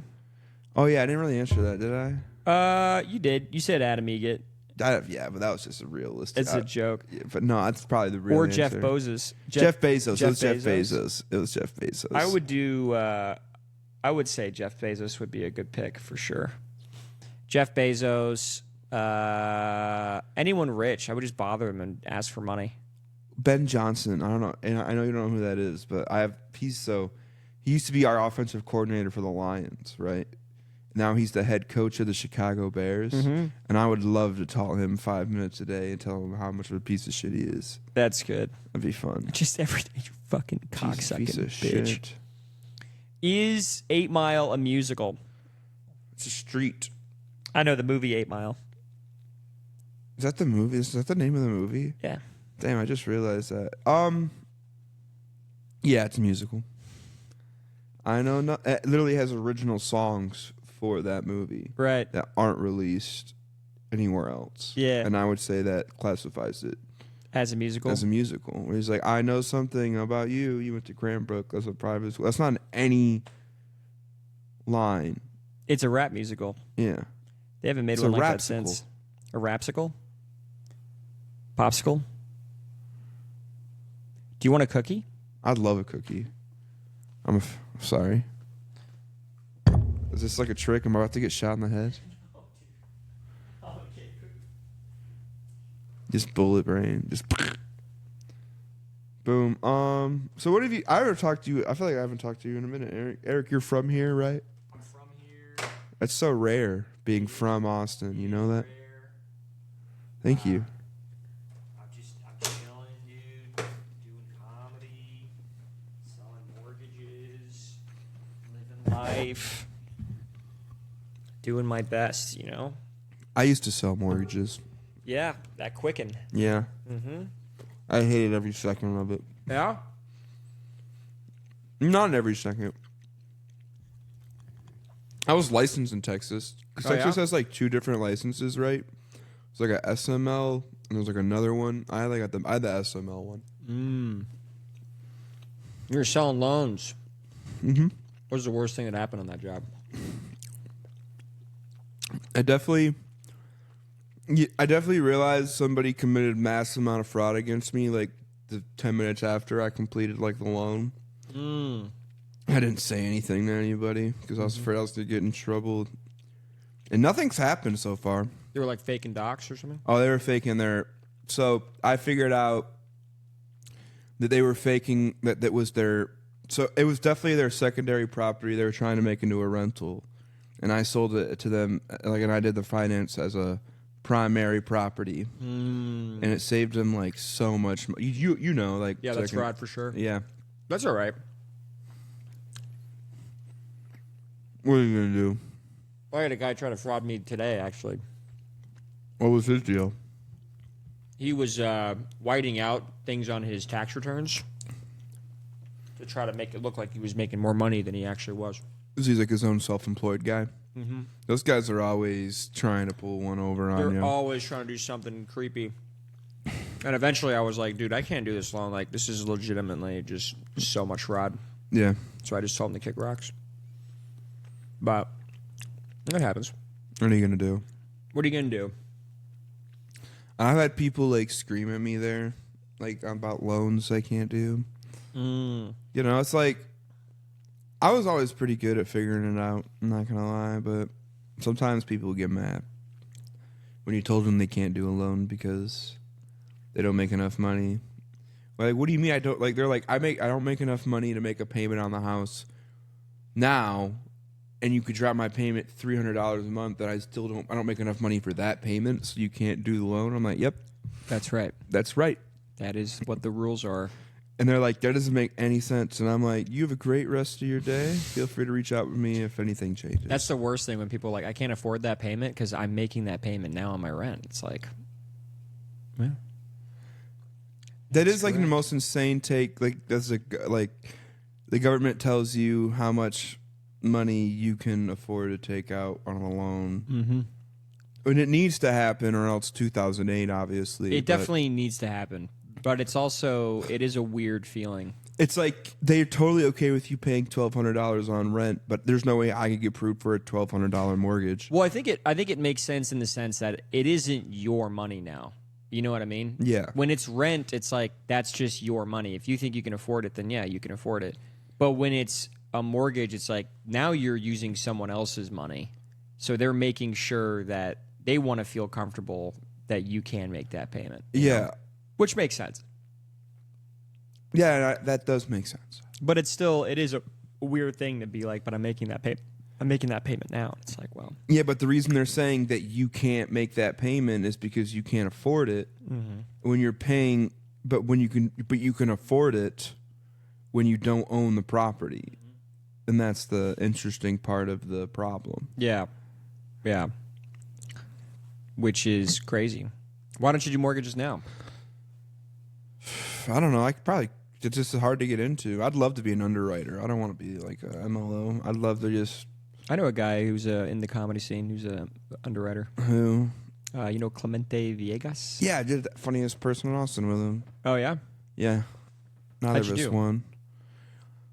It was Uncle Laser, Jack Timmons, and Joey Cabasa. They ended up moving forward? Yeah. I had a really good set, but, sometimes you just run into Uncle Laser and Jack Timmons and the other, Josh Cabasa. That's his name. Yeah. You run into some fucking killers. Did they just rip? Did you watch their sets? I don't want to. Yeah, they all ripped. Jack Timmons and Josh Cabasa really destroyed, I would say. Yeah. Uncle Laser did really well, too. Yeah. Was that this last week? It was last Tuesday. Yeah. That's cool. Yeah. There was an old lady I thought should have won, but she didn't win. Oh, yeah? Her name was Sue Legacy. She destroyed. And she brought, everyone there, so I don't know how she didn't move on to the next round. You think it's rigged? I'm not going to say that. I think whoever won deserved to win. Yeah. I don't know. I haven't seen any of them do anything, so I can't say anything either. Yeah, no, Uncle Laser is really funny. Jack Timmons, right? Yeah. He's really... Jack had a joke... Jack's so funny. He did a joke about a tiny shirt, so it was so good. Yeah. And that Josh Cabasa guy is destroyed. Everything, it was perfect. Yeah. He was... Yeah. You're going to see a guy doing comedy, and you're like, yeah, he's better than me. I saw a guy, Josh Francis. He hosts the show Off With Their Heads. Huh. You know this guy? No. Redheaded guy, kind of short. I saw him at Black Rabbit the other day, and I was like, holy shit. That guy just ripped the roof off this place. I have never seen anything like that. That's so cool. That was a situation where I was like, he is just better. That's someone that was really good. That's awesome. And maybe he was having just a hot day. Everyone hits a day where they're like, oh shit. Just anything they say rips. But yeah, I've been there. But I've also been there the opposite way. Oh, yeah, for sure. But yeah. What else is going on? Not much, I would say. Comedy. I'm doing sketches soon. What kind? One of them's a League of Extraordinary Gentlemen. It's an office. One of them's about a scare hoe. It's a scarecrow, but it scares the hoes. A scare hoe? Mm-hmm. How does that work? It's like a guy dressed. I want to dress him up as a scarecrow just to make the bit silly. Why does he scare the hoes? Because oh yeah, I thought about this. You hire for you follow around as a billionaire, and his wife got him for him. So like, there's a billionaire and the scarecrow, and the wife hired the scarecrow so that the billionaire wouldn't cheat on his wife. Billionaire hates scarecrow. Scarecrow gets paid a lot of money to follow around the billionaire. And he's scaring all the hoes away. Yeah, that's good. I like that. Yeah. How does he dress? Like a scarecrow. But he's also like extremely annoying to women. He's just like, no one brings up that he looks like a scarecrow. He just is like scarecrowed up. And he just goes and does something like, "Yo, where my hug at?" Or like, yeah, that's a good line. Or like, like that guy, like, might freestyle rap. Shit. Just a generally unlikable guy. Put my shades on. I mean, for real though, like saying type shit, all that. Type shit's a phenomenon. It's taking over. Yeah. I caught myself doing it ironically the other day because I thought it was so stupid that I was like, I'm going to say it just because it's so dumb. And then I realized that that's how it starts. Type shit. You know? Because you're like, I'm going to say it, it's so stupid. And then you realize like, oh, I'm just doing it. I'm part of it now because I'm doing it. You know what I mean? I am part of the problem. I'm part of the problem. I thought I was just doing it because it was dumb, but it's actually, I'm just a guy who's saying type shit. That is funny. Yeah. It's something. Type shit. Type shit. Never got big into slang. Lit. I was saying lit for a while. Like, what are you into? Like music? Comedy? Comedy. I play video games. I see you play poker. I play poker. I was trying to get a game together with some people, but I need to get a good table in here. Let me know if you ever have comics play poker. I'll play. Yeah, you'll be in there. I'm good at Hold'em. If it's Hold'em, I'll play. It's only Hold'em. Okay, it's Hold'em only. Like I've done like the old like everyone gets to pick the game when they go around the circle. Like that shit fucking blows, dude. I'd much rather just play an old game of Hold'em. Yeah, dude, Hold'em sung, and then there's always one asshole who's like, "Let's play Omaha," and it's like I don't even know. Eat shit, dude. It's like 5 card hold. I hate that. I think it's so lame. Hold'em's the perfect card game. It's the perfect card game. It's perfect. Because everyone sees what's going on. It's big anticipation building. It's good for spectators. Yeah. The problem with the other one is that a spectator doesn't know what the fuck's going on. It's just like, okay, he's holding this, he's holding that, and there's not a whole lot of info that they can get from each other. Mm-hmm. With Hold'em, you have a river, and it's like, okay, you have an idea of what's going on that everybody else is playing off of, you know? Yeah. But I know Phil Smith, plays a game. I was trying to talk to him about getting games going, but yeah, I wouldn't play with Phil. He's good. He's good at it. He's very good. I mean, I'd play with him once. I'd play with him for like light money, like $50. I'd probably play. Yeah, I'd play for 50, but we'll see. I'd like to see if he's just like cracked. I'm not gonna like give him $50 all the time. Yeah, I'd probably still go, to be honest. I'd be a sucker just to kind of play with higher end people and be like, all right, let's see what's going on. I bet I could best Phil at Hold'em, dude. Yeah. The only thing is like the where I would suffer is the small pots. Like I know when I got a good hand and I know how to play a good hand and I know how to put up a good face and a front and all that. Mm-hmm. Where I would suffer is the fucking trickle down. Like when I have a shit hand and he also has a shit hand, I feel like he would always beat me because I just don't know how to deal with a shit hand and still win, you know? I just fold. Yeah. Sometimes you'll never win the hand no matter what, and you should recognize that. That's true. Sometimes it's better just to go. Right. And it's easier to do that with more people, but if you're playing heads up, you gotta win those tiny fucking hands where it's like, you know, you got a dog shit hand, they got a dog shit hand, and it's like sometimes you gotta be like, is my dog shit better than theirs? Sometimes the move is just fold. Yeah. From the whole heads up, though. Like, that is winning. That's true. The problem with heads up is when you both think you have something good. That's when it gets crazy. And then you got to start doing math to be like, what are the actual odds? Do I have the nuts? Does he have the nuts? Yeah. Like all that stuff. The nuts is, you know what the nuts is? Best hand possible. Yeah. Yeah. Yeah.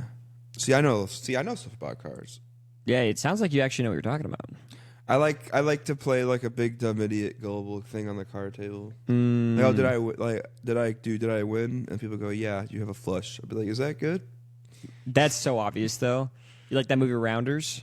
Yeah, but like I'm so good at it. People look at me and think I'm just a big fucking moron. They think that guy is just an idiot who doesn't even know how to stop putting food in his mouth. So I just lead into that, and then I get him. I let them think that. I think it's more your demeanor than it is your general appearance. I think it's a little bit of both. Your demeanor is a bit like, hey, what's going on? Yeah. You know? Yeah, I'm a very chill guy. Just kind of chill. Like, you would never have a malintent on anybody. It's always... I've had it. Yeah? It's happened. Who's someone you've hated? Like... Even if I don't know them. Who's someone where you're like, that motherfucker? Hitler. Okay. Classic. Who's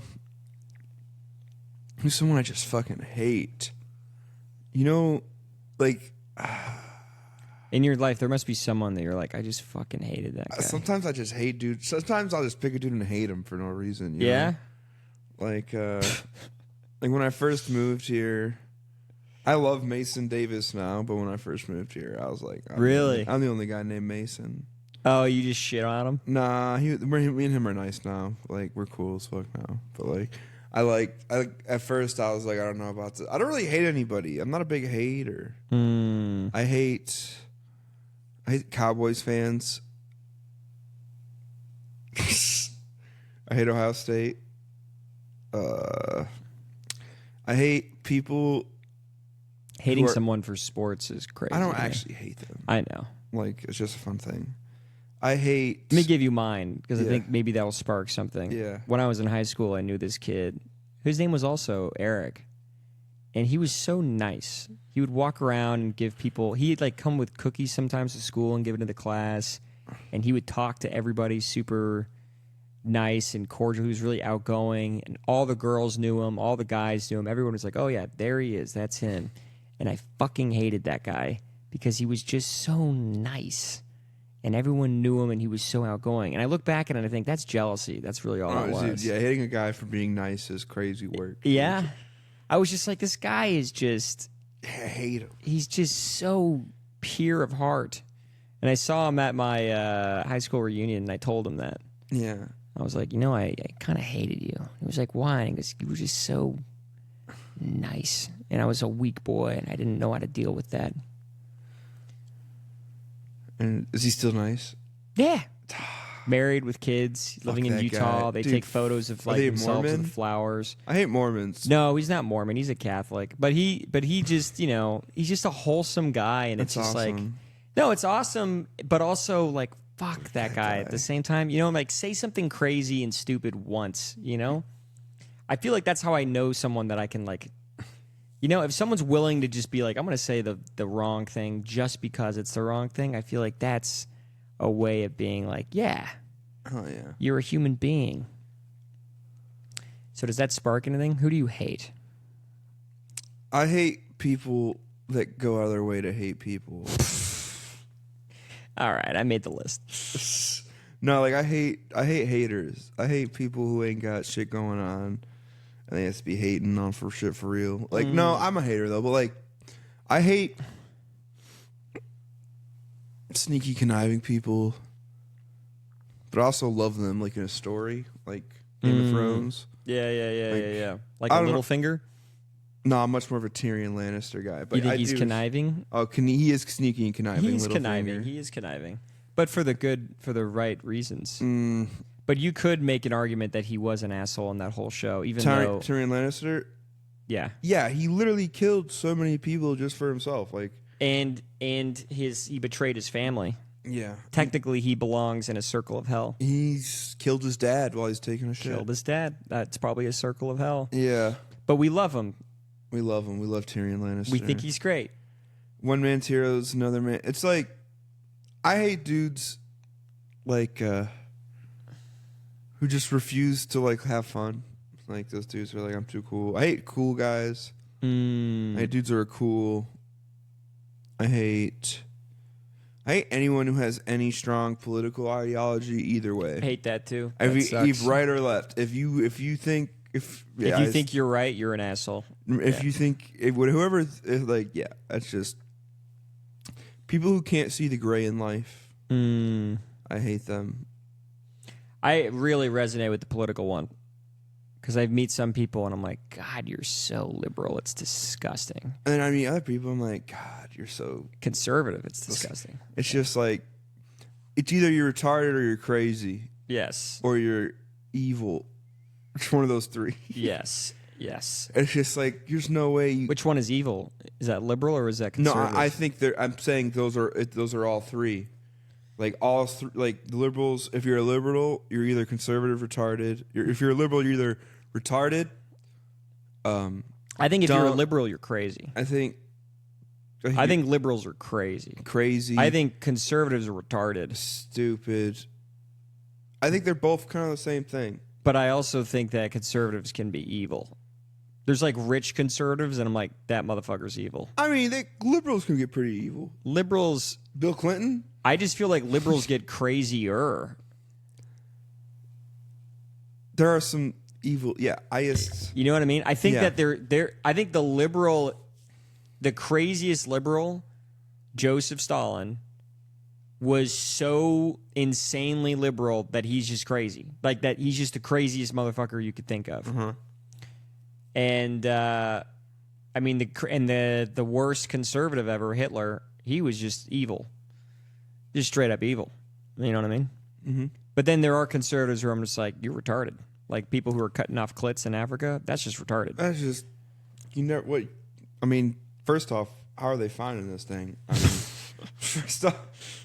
First off, dude. Can I vape in here? Yeah, sorry. you can vape. I'm sorry. My bad. I just wanted to ask. Go for it, bro. I would never vape. I'd vape in someone's apartment without asking, but never someone's house. I'm sorry. My bad. Does that make sense? Oh, dude, that's so funny.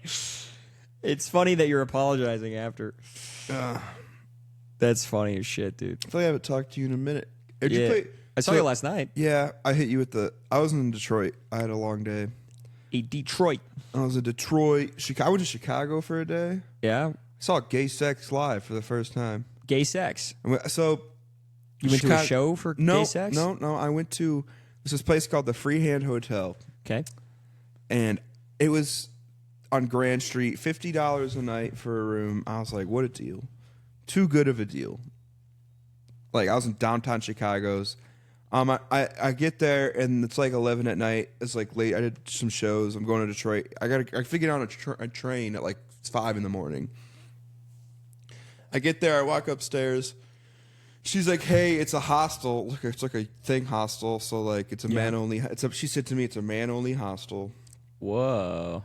There's gonna be 4 people I have to share a room with. I have my own bed. I have the bottom bunk. I said, okay. I walk in there. 2 dudes are just going at it. Oh wow. On the bunk, not the bunk above mine. The bunk above like someone else. And they're just. And I walk in and I go, oh fuck. And then I turn around and then I try to go. And I go downstairs and I'm like, hey, can I get another room? And they're like, this is a lifestyle hotel. You cannot get another room. They handed me a pair of noise-canceling earbuds.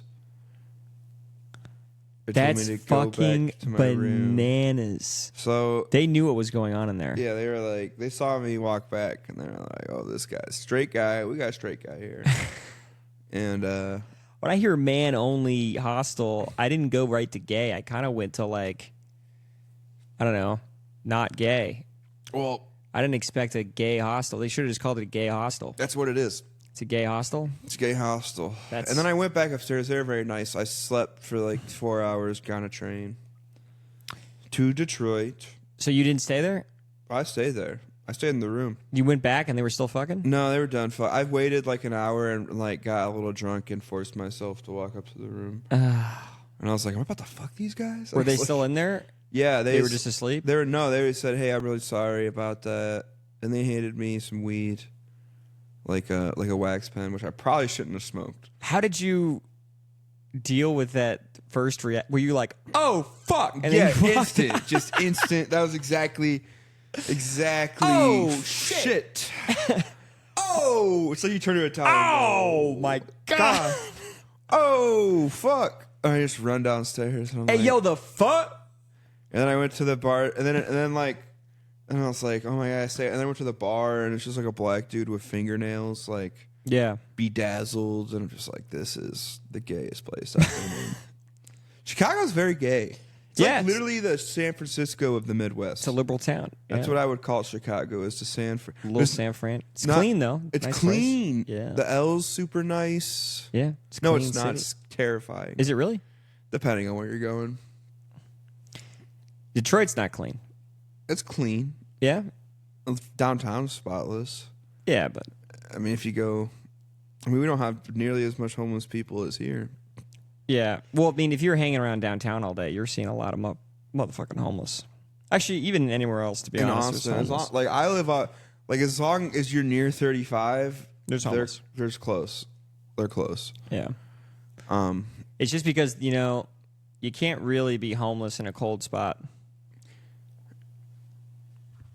Yeah, no, you can't. You can't be homeless in Detroit in January. Yeah. You'll die. You can't. You will die. You will die. Literally, the churches let them in. I bet if you interview most people that are homeless in California, Texas, they're probably all going to be like, I'm from Minnesota, I'm from fucking here, I'm from there. Like, they're all probably from all over the place. I doubt all of them are just born here. We got to start killing them. You think so? We got to start doing something. What is the solution? I think the final solution is to kill them. I think it's the only. That didn't come out right. The thing is, how do you classify homeless? Like, if you're always one rent payment away. You can sleep in a car. I'll let you sleep in a car. If you're just outside for a week straight, maybe not kill them. Maybe we just send them to a camp. Maybe. I think this is what billionaires should be for. I think billionaires, we make them live. They're a billionaire's kid now. We just make you become a billionaire's child. We make the billionaires. We like billionaires. You get to do whatever you want with these homeless people. You can kill them. You can make them employees, slaves. Yeah. Have fun. Yeah. But you're gonna have to pay taxes. I think that'd be a deal we could work out. What do you think? To make this so they're slaves of billionaires. Yeah. Yeah, I don't mind that. Yeah. I don't, because like you had the chance. The thing to is, not what do be you a do slave. with these slaves? They're not very good at working. Not yet. You think you could train homeless people? I think if you take their drugs, if you keep them on a farm. Here's where I'm at with this. People that work for billionaires are billionaire slaves. You know what I'm saying? We're all billionaire slaves. We're all billionaire slaves. I mean, I'm unemployed right now, but I'm looking to become a nice slave pretty soon. You're trying to be a slave. I'm hoping. You're hoping a nice billionaire will slave you. I'm hoping I'll get slaved up. You get slaved up. I'm hoping a nice billionaire goes, you know what? Homeless people are so off their rocker, they can't even be a slave. But someone has to put them on a rocker. This is a rocker. How do you do that? We put them on a farm, and we tell the billionaires, do whatever you want. Hit them with reality. You said kill, camp, and farm. A lot of these are really bad words. I'm not saying. Maybe I am saying they don't deserve to exist. Maybe I am saying that. Maybe I am. I don't like. There is an argument because it's not like black or Jew where it's like you're born. No one's born home. You can be born homeless, but like being homeless is a choice that you choose every day. Yes, it's a choice you choose. And a lot of them are psychotic. Yeah. So what do you do with a crazy person? We used to put them in psychiatric wards. So we should bring back the psychiatric wards. Yeah, just not lobotomize them like we have been. Right. They have in the like it's. Not that hard to just. But then your taxes have to go up. No, they don't. We can make them This is why we need to make them slaves and make the billionaires figure it out. This is why. If we could just find a way to make them slaves and make them good at the slave job that they have, we could just make them work at McDonald's. Why not just put them in prison? I feel like that'd be a decent idea. But that's money. We got to pay. But we already do that with criminals. So like, why not just throw them in prison? Because criminals, there's still hope for a guy who robs a bank. Like You think so? Yeah, because he's like, There's still hope for a guy who's homeless. I just like there are certain homeless people. Certain yes. homeless. Yeah. You ever look into one's eyes and go, he's gone. He's gone. Yeah. I'll see guys out there and I'm like, I see ladies out there and go, well, I'll see ladies out there and go, she's gone. She's gone. But I'll see ladies out there and I'll go, it's the vibe I get from some of the people out there is like, oh, you just don't know any other way of doing life. You know what I mean? Like, this is all you've ever known. You ever see a homeless lady, you're like, I could save you from all this? I've never had that experience. Either have I. But I have seen dudes have it. Really? Yeah. That's crazy. My dad, we were in Vegas, and he was sitting on a homeless. He was trying to get a homeless lady to go to the casino with him. Oh my gosh, that's not good, bro. I don't think he hit, bro. I don't think he would want to. You don't know my dad. You seen homeless guy? Oh, dang, dude. You're coming a jar? No, I was coming a lady for sure. You were coming a lady? I was an accident.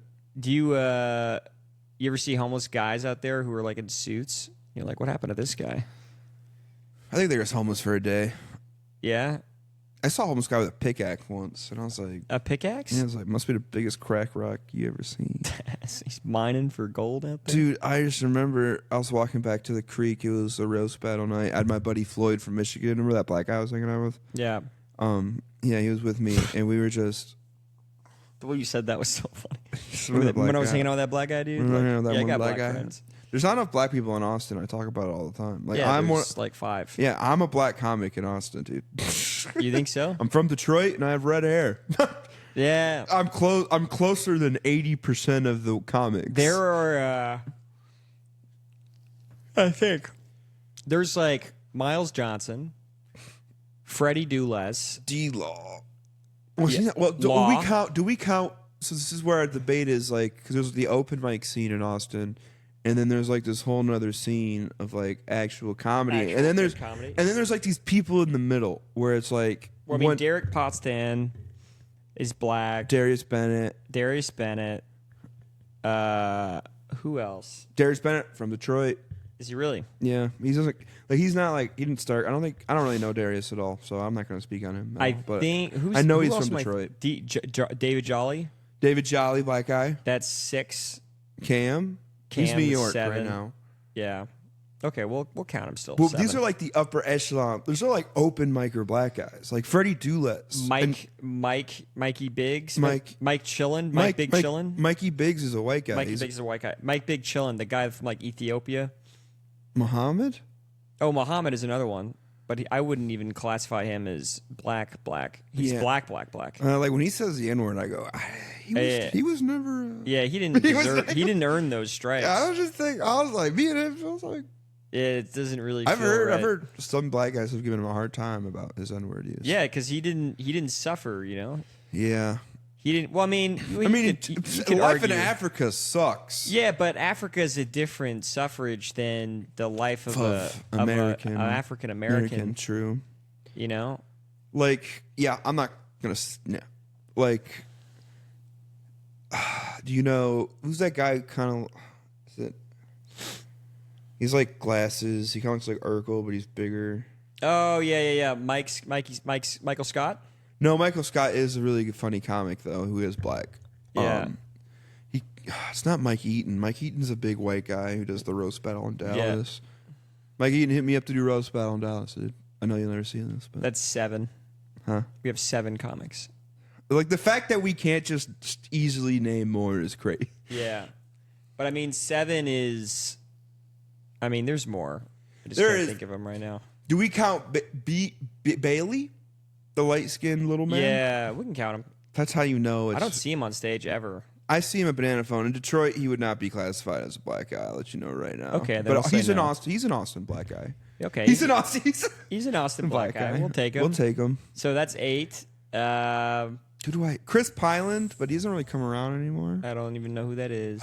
he's like an open micer that was so funny. Like Simply Courtney, he's on open micer. I would say he's more of like he's black. Yeah, but like he's definitely that's 9 for sure. Yeah, Simply Courtney is one of my favorite. Simply Ben Courtney Williams, is so funny. He's gone. No, he's back. I saw him the other day. He's back. He's at 10. That's 10. Ben is black. Yes. That's 10. That's 10 guys. I think that's good. I feel like we've reached double digits. That's surprising. Can we get to a dozen black guys? Can we get to? Oh, that guy that was on Kill Tony with a gold chain. There's a couple of guys like that. I forgot his name. Jordan J. Is that his name? No, but he's like a redheaded black guy. He's really? a door guy at the Sunset. He I think that might be him. Oh, JJ Curry. JJ Curry. That's another one. He's really fucking funny. That's 12. We got 12 black guys. We've counted At least 12 black guys. Damn, it's getting really tough, though. I'm trying to think of anyone else, dude. Oh, dude. Brian Says. That's 13. Brian Says.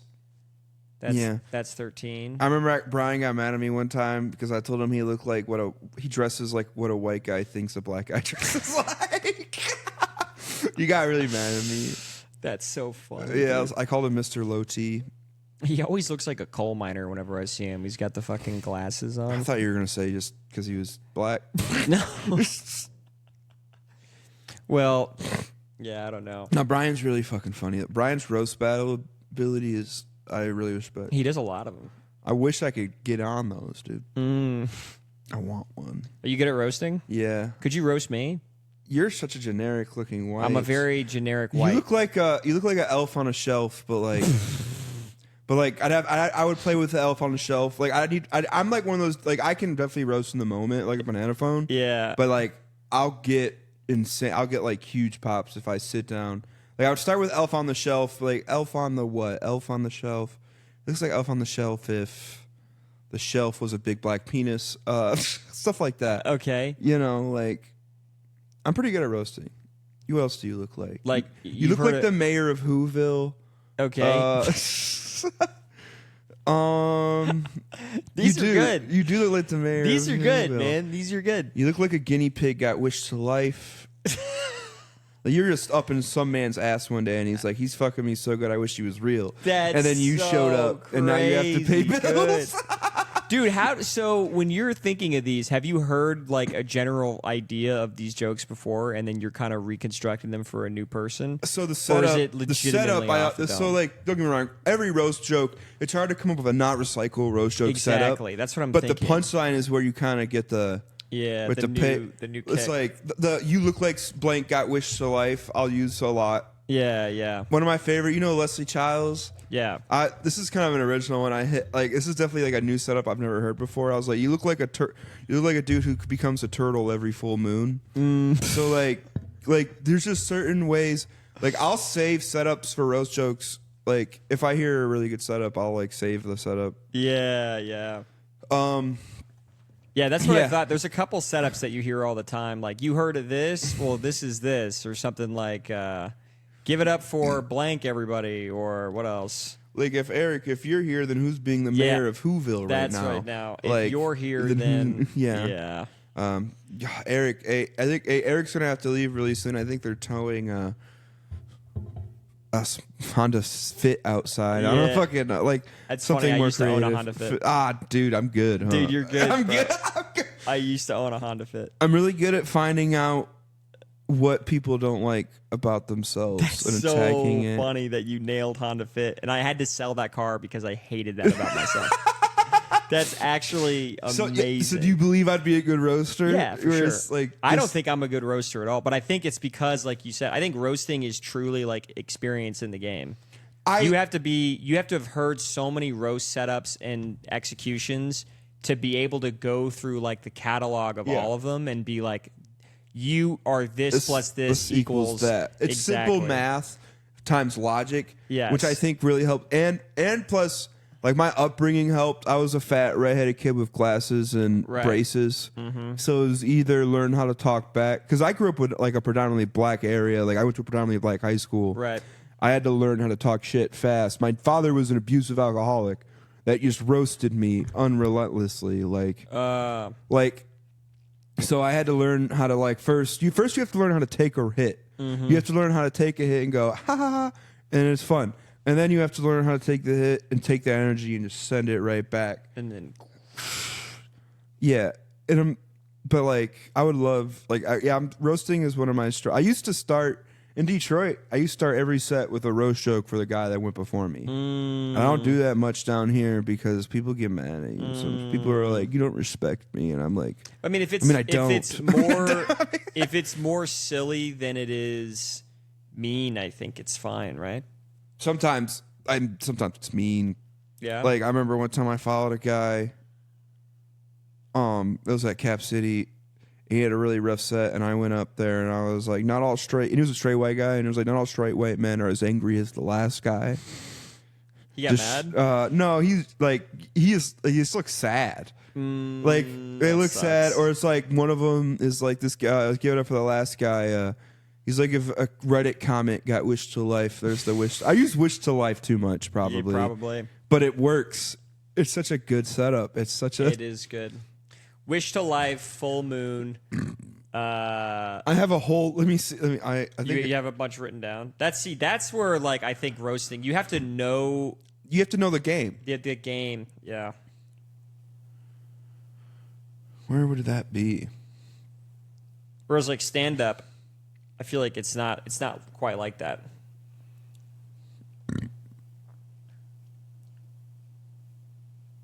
I could have sworn I had like so many written down. I have like one for Banana Phone. I thought it'd be in all that. So that's the move in Banana Phone. If you go up there and you already have the roast jokes for the panel, way easier. But they figured out I did that and they didn't like it. Oh, really? They were like, that's kind of unfair. Like you could tell when I'm naturally quick roasting, so like they were cool, like they're cool. But you know, dudes who never roast that great in the moment, and they go up there and they just have like an insane banger roast joke, which I think should be allowed. I think it should be allowed. That's the advantage you get is that you know you're going up, but they don't know that you're going up. And their advantage is they run the show. They can interrupt you whenever the fuck they want. That's their advantage. Yeah, and it's just like, and they don't like when you get to use your advantage, and they get to pick the fucking lineup. Yeah, it's bullshit. It's like if you guys could sit down and write, you could a roast joke for every but like. And they're great. I have no problem with the panelists. I love Banana Phone and everywhere. I love the way it works. I go every week. I love it. I go there every week. I wasn't there Sunday. I was in Detroit, but every time I'm in town, I'm fucking here. Dude, last week was hilarious. I walked in late at like 10:40 or something. What was going on? And as soon as I walked in, YMCA's blasting over the intercom. Oh. Everybody's dancing, standing up out of their seats. What the fuck? And then there's someone on the stage like with their shirt off, like dancing around. Was it Scott? I think it might have been Javier. And I remember being like, okay, that makes sense. I remember being like, this is why I come every week. It's just a riot, dude. Like Banana Phone is without Banana Phone, I think Austin would crumble. Yeah. The scene. I think Banana Phone keeps the scene together because it gives. It's a place where everybody's at too. It's like everybody goes. Like you'll see even dudes who don't probably don't even have to be there. Like you'll see Ed Cortez or Colton Jones. Like you'll see all the names. Mothership guys will drop by. Yeah, and it's they rarely yell things out. I'll see Ari Madi in there sometimes. Yeah, I've seen Ari Madi and like after that. Were you at the one where all the Harry Potter roasts were about me? Oh, it was like a Friday show. I didn't go to the Friday one. That was cool. But yeah, Ari Maddie's tall. I wasn't thinking he'd be that. He's me and him are like the same height. Yeah, he's tall as fuck. Like we always like make weird eye contact with each other. We've never spoken to each other. But. Yeah, I walked by him and I was like, I wanted to say what's up, dude. I did say hi to him once when I was walking out of Creek. I saw him talking outside. Like, I'm not good at walking up to those kinds of like. I don't think anyone is. Like I've gotten the thing that I've realized is. You want to be introduced to those dudes. You don't want to introduce yourself right. I mean, if you can do it real smooth and cool. Yeah, but I'm not real smooth and cool. Like, I think if you get a good circle at Creek and you can just kind of slip in. That's the move. Is like you sit with Seth, or like you and like a bunch of other people. Just sit down. And now, I've not been here long enough now to where I can just sit down in pretty much any circle at Creek, and people are like, Mason, what's up? Yeah. And it took a while. And sometimes people who've been here longer, they don't do that too. And I'm like, why? I feel very uncomfortable sometimes in certain circles. I'm like, I don't know anybody here. I've been at Fraser's and I'm like, I'm not good enough to be sitting at this table. Yeah. Like I'm not good. Like, I went to Fraser's once because I was drunk and they invited me and I was like, all right, I'll go. And then I was there for a bit and I was like, you don't like it there? No, I love Fraser's. I went to go play pool immediately. I was like, I'm going to do that because that's what I'm good at. Nice. Like. I love Frasier's reminds me of just like a dive bar in the like suburbs Detroit area, like kind of like a shithole in a good way. No, that place is awesome. Like in a nice, like in an inviting way. It's not too nice. It's not too fancy. It's just a nice. It's just a good place hang. where real people fucking go. Yeah. Like real. And I know comics go there. We're not real people, but Yeah. some of them are. Like you are. You have a full-time job. Well, I mean, I kind of work for myself. I had a full-time job. I quit it. Oh, you have your own job. You're unemployed. You're doing your thing now. I'm just doing like independent work. Independent. So, like I technically have an employer, but they just hold my licensing and they don't do anything else. They don't care if I even make money. Do you have to do all the license? Do you have to do like all the licensing yourself? Yeah, that sucks. I have to pay for it myself. I have to do it myself. The NMLS ID. The NMLS is fucking scam. That shit sucks, dude. But it is. But you know, if I get a deal every like couple months, that keeps me going, and I'm happy. So I'm like, all right, cool. So that's kind of how I live. I just kind of go to open houses on the weekend, do comedy at night, make videos, and I'm trying to just coast with that. Are you like a purchasing agent or are you like a refi agent? Purchase. Nice. So I do mostly, purchase, people buying investment property, residential. That's all that's going on right now. That's really all that's going on. But even that, there's not a lot of people doing that. Right. But at some point when rates drop or if things get a little better, and that's why I've gotten some good business lately, is just because rates kind of fell a little bit. So I'm like, ooh, nice. You should get back into it. It's a good gig to have while you're doing comedy because it's very like low key. I would love to be like an underwriter or like I don't want to be the person in charge of like making the loan and selling the loan anymore. Like I don't want to make like that was my strength is I can make a loan that was undeniable, like so good. Like, I like the sales aspect. I'm pretty good at that. I could sell. I was really good at sale. I didn't like the way the manipulation tactics, the acknowledge, respond, pivot. I'm sure you heard that, like where it's like the dude should talk to his fucking wife.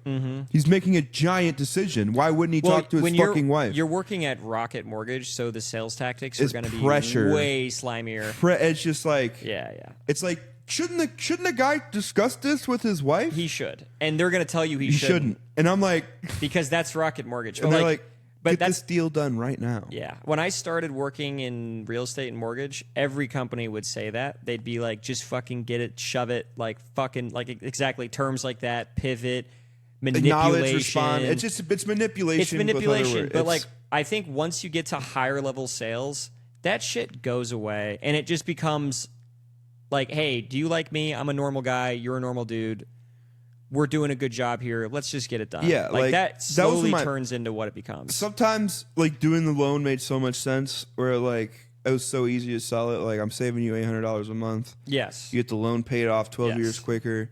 There's other times where I'd be like, you're gonna go in there and you're gonna sell a $17 a month difference, and the loan's gonna be going back to a 30-year. And I'm like, this doesn't really provide any value to them. And they're like, well, it's your job to show them the value. And I'm like, I can't show them something that's not fucking like there.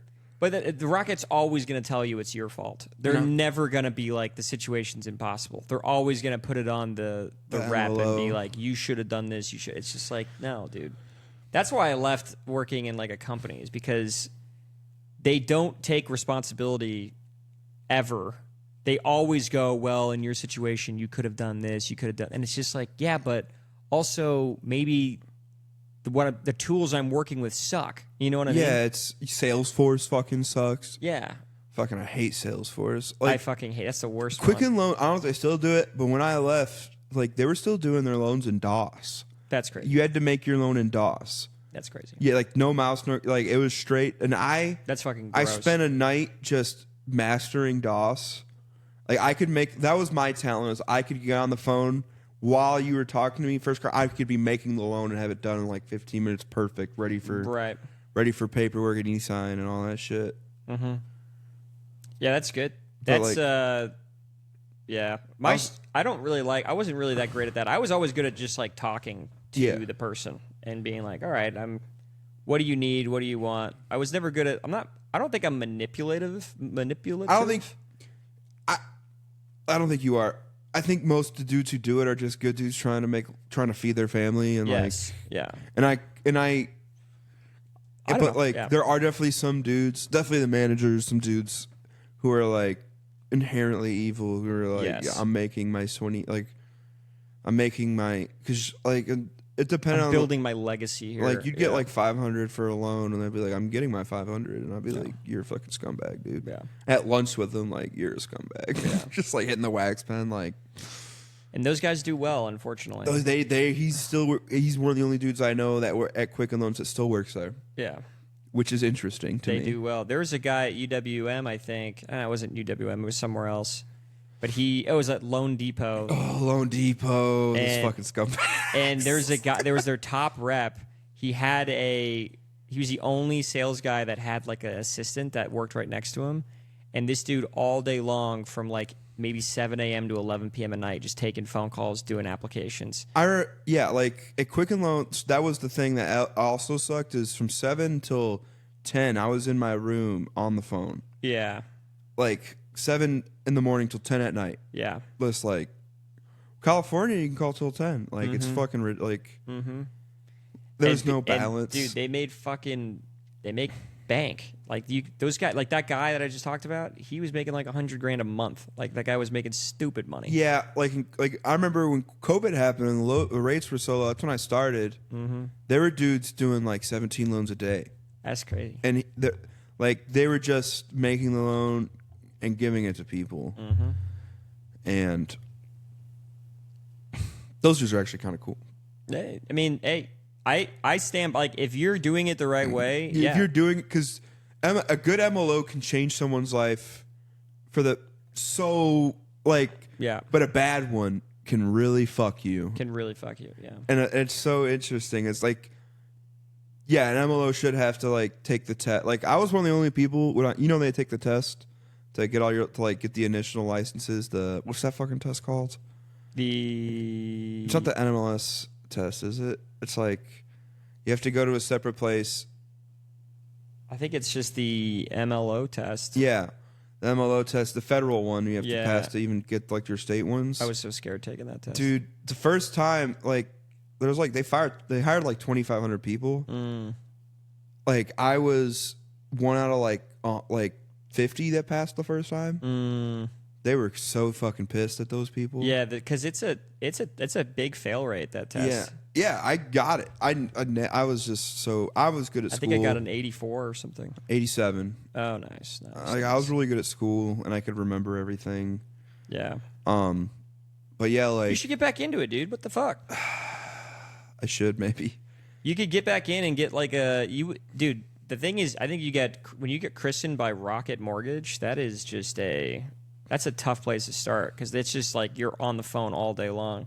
I have a buddy that's on the phone like maybe 2-3 hours a day. He gets like a couple deals a month. He's doing fine. He's like, it's good stuff. Yeah. The thing is the stress. If you have a file that's blowing up, then you got to deal with the stress. Yeah. But you got to deal with the fucking title guy not saying the title's not good or the underwriter saying that his employment isn't good. I have a processor right now that just does everything for me after I get the deal, and it's amazing. I could do that. I think I'd be a good processor. Yeah. She charges like $1,000 a file. So if you get like 3 files, you advertise the market to MLOs all the time. Be like, I'm doing this. I've been doing this for this long. And you just try to get them to send you files. Wouldn't be a bad gig. I'd have to get my foot in the door. I mean, a lot of MLOs also process. They're just like, they do both. Yeah, that was the thing about Quicken Loans is you had to process an MLO. And you had to have like 7 fucking... That sucks. Like, I remember during the height of it... And you make $500 a file? Yeah. That blows. No matter how big the file is. But a lot of it's automated, right? I mean, some of it's automated. We had to make the loan in DOS. Oh, my gosh. We had to make the loan in DOS. That's so much work. It wasn't a lot of work. I mean, they made e-signing easy. Like they're probably all pretty clean files, too. Yeah. Like, they didn't run anything not clean, dude. Yeah. The system wouldn't let you even... start it not clean or like once anything was wrong it would be like error. That's why so many people struggled with it is because once there was one they didn't know what to they and blow up with errors. Like I started talking shit to my manager because he'd have me go fix people's loans and I'd be like I should get paid extra for this. You should. You're basically an assistant or a manager. Like he was like I'm helping with this loan. I'm like I'm doing he's like you don't have a call right now, and I'm like, okay. I would have been pissed. I'd have been like, and I did it in 5 minutes, and I liked the lady I helped. Like I don't get me wrong, but like But it's, you It got was to just make money for what you're doing. It's an easy fix. Yeah. And he's like, this will help you become a manager one day. And I'm like, okay. That's some bullshit that they say, though, too. They're like, they said I made loans like a manager of a manager, like that fast and well. Yeah. That's cool, though. That's good. I'd be like, yeah, you have them making like $17 a week in here. And I'm like, what did you do? Yeah. She's like, he's self-employed, and I'm like, you bitch, this is gonna take another 20 fucking minutes. The self-employed ones were the worst. Holy shit. That's when I got mad at my boss. I DM'd him. I was like, I should be getting paid extra. Anyone self-employed is a fucking nightmare on that. Yeah. Sometimes I've had a couple that are self-employed that had everything you needed, and it was almost a little too strange. You know what I mean? You know, everything's a little too clean. Yeah. But you don't ask any questions. You don't ask. You go, this is all too clean. Just close your eyes and send it through. Like, on paper, it's 100% accurate and it makes sense, but I don't like the way this feels. We're talking about mortgages. This is a good podcast, dude. Hey, dude, we got clips, I think. We got some good clips. I just like the podcast being real, and then... Yeah, we just talk. I mean, this is what we talk about. Like, we used to do... Like, I used to do what you do all the time. I know what it's like. Yeah. I know the pressure of a sales manager saying, get on the phones, get on the fucking phone. Yeah. It's like, do we really need to be on the phone right now?